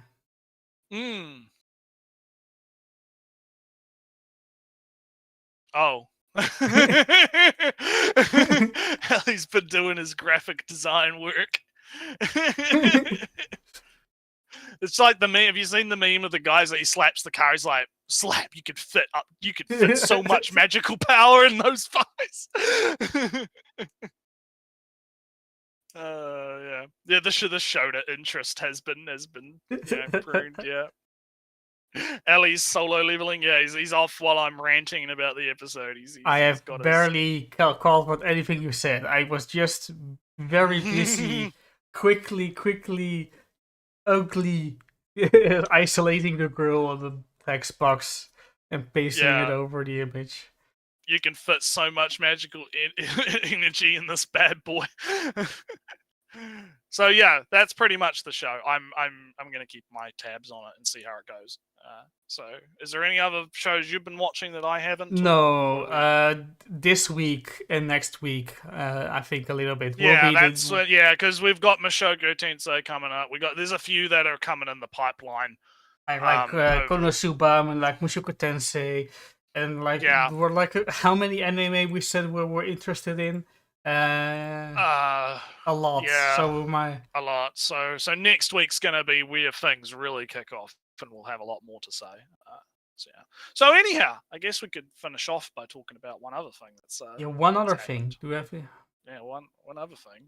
You're gonna get your little tablet out. You're gonna get little whoosh. Oh yeah, apparently before we talk about Helldivers, Crunchyroll had a oopsie. Did you hear about the oopsie? No.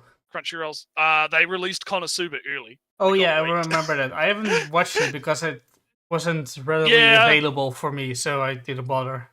Yeah, I haven't. I mean, I'm not watching it anyway, but it was funny. So Helldivers, yes, I like Ellie. I have now picked up the mantle of managed democracy. I am now a based and democracy pilled person. I have become a Helldiver, as just like Ellie has, and I will now go and exterminate those disgusting bugs and those heretical machines. We will spread liberty and justice for Super Earth. Yes, Scooter. I will totally be part of it. So I picked it up.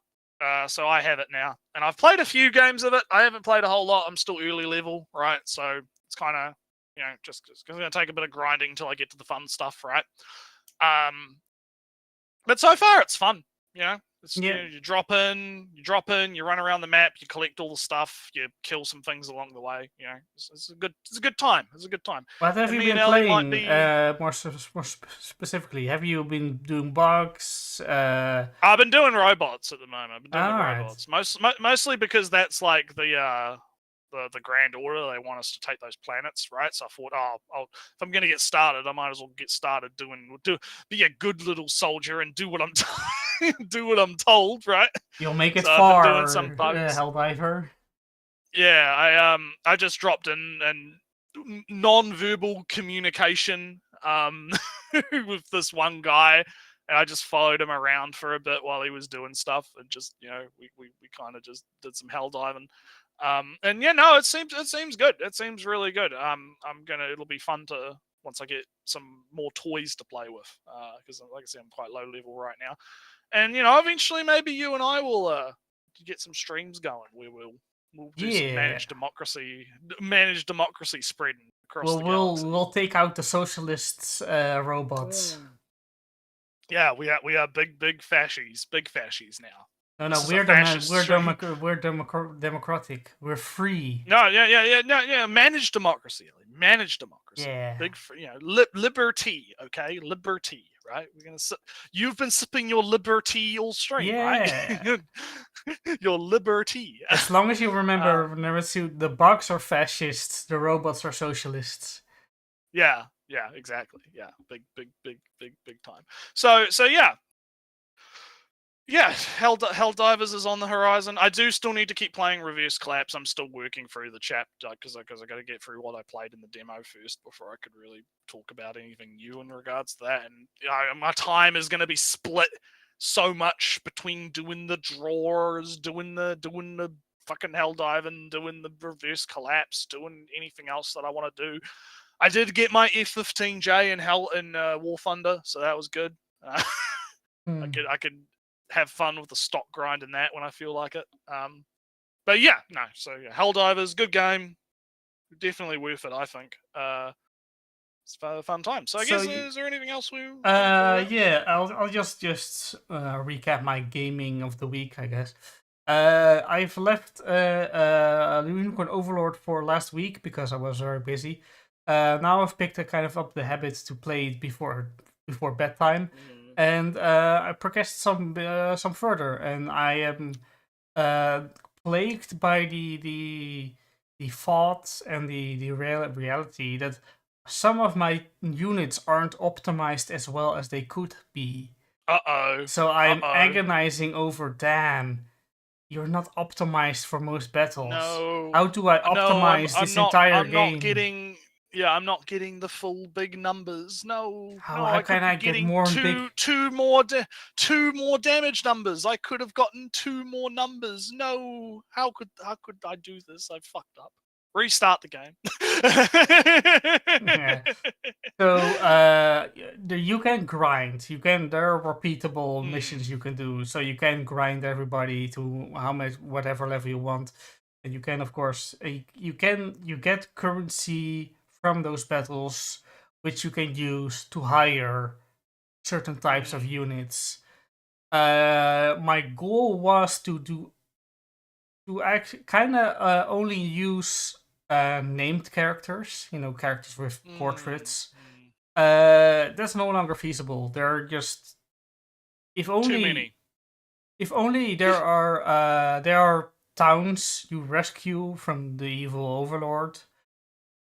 From the evil empire, and then you can place one of your own guys to guard it.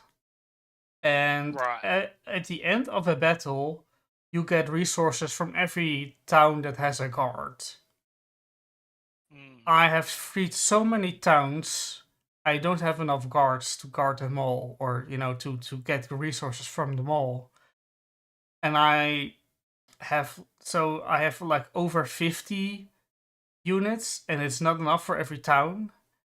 So now I need to hire, or I'm just going to hire the low level 1 peeps to place them in towns, or I'm going to spend a little bit of my currency to hire better units that I can actually use in my unit, so maybe I can optimize them.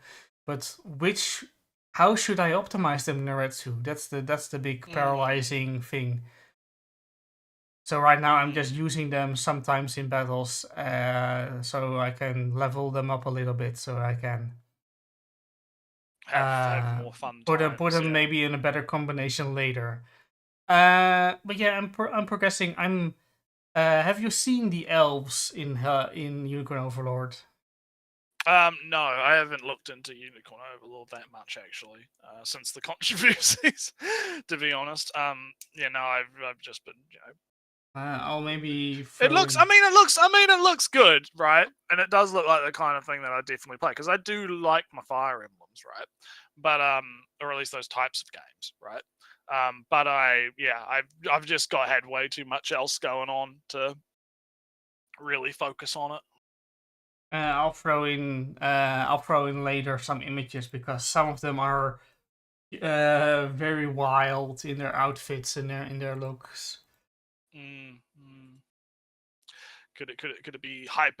Oh, it's not realistic, Ellie. It's not realistic outfits. Oh no. Very much not so, but they have magic, so it's fine.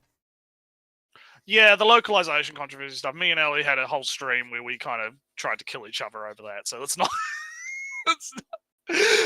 Let's not. I prefer to keep killing each other like once a half year or so. Yeah, not at this point in the stream because we're getting ready to kind of wrap up now. Like, it probably wouldn't be good to have another 5 hours of us trying to kill each other over localization because we very much are in disagreement on the localization question.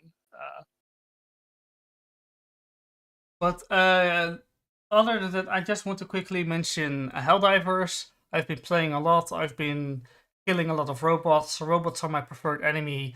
It looks like the mission to eradicate the robots' enemies from the map entirely is succeeding, which puts me in a weird position where I prefer to fight the robots, but I'm fighting now so hard that the robots will just disappear from the game.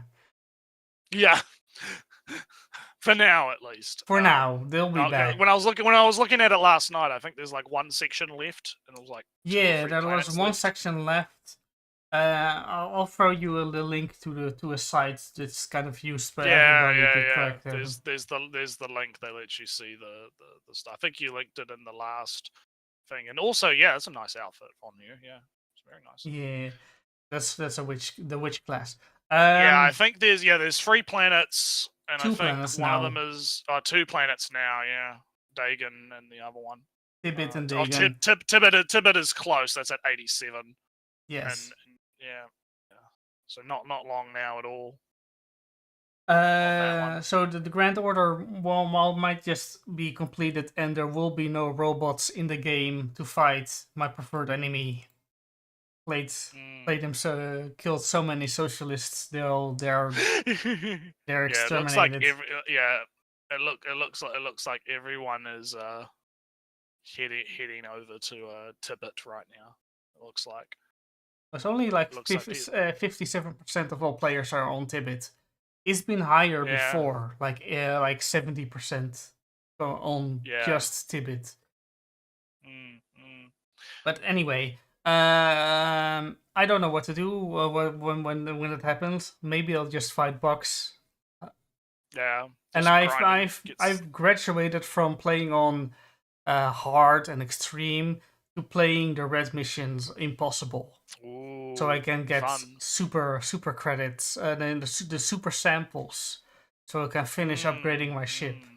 I am in the last stretches of the progression meter on ship and on battle pass stuff. The war bombs. I've got a lot of catching up to do, so it's gonna be fun. Yeah, I'll drag you along with harder missions. I don't know what you've been playing. I don't even. I'd probably just easy. I think because I was following this guy around and he was choosing the missions that we were doing, so I just kind of went with whatever he was doing. We're friends on Steam, so I'm pretty sure we are. Yeah, so we can play whenever I see you online.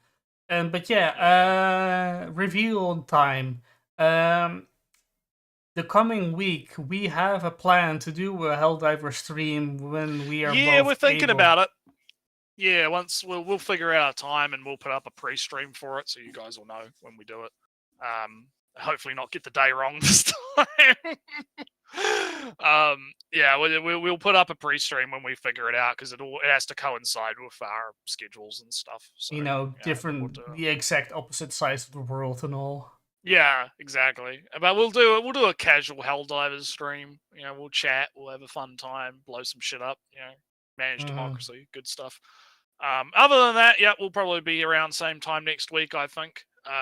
Doing what we usually do, having a fun time. But for now, I think we're pretty much done. I think. Yeah. Don't think there's anything else.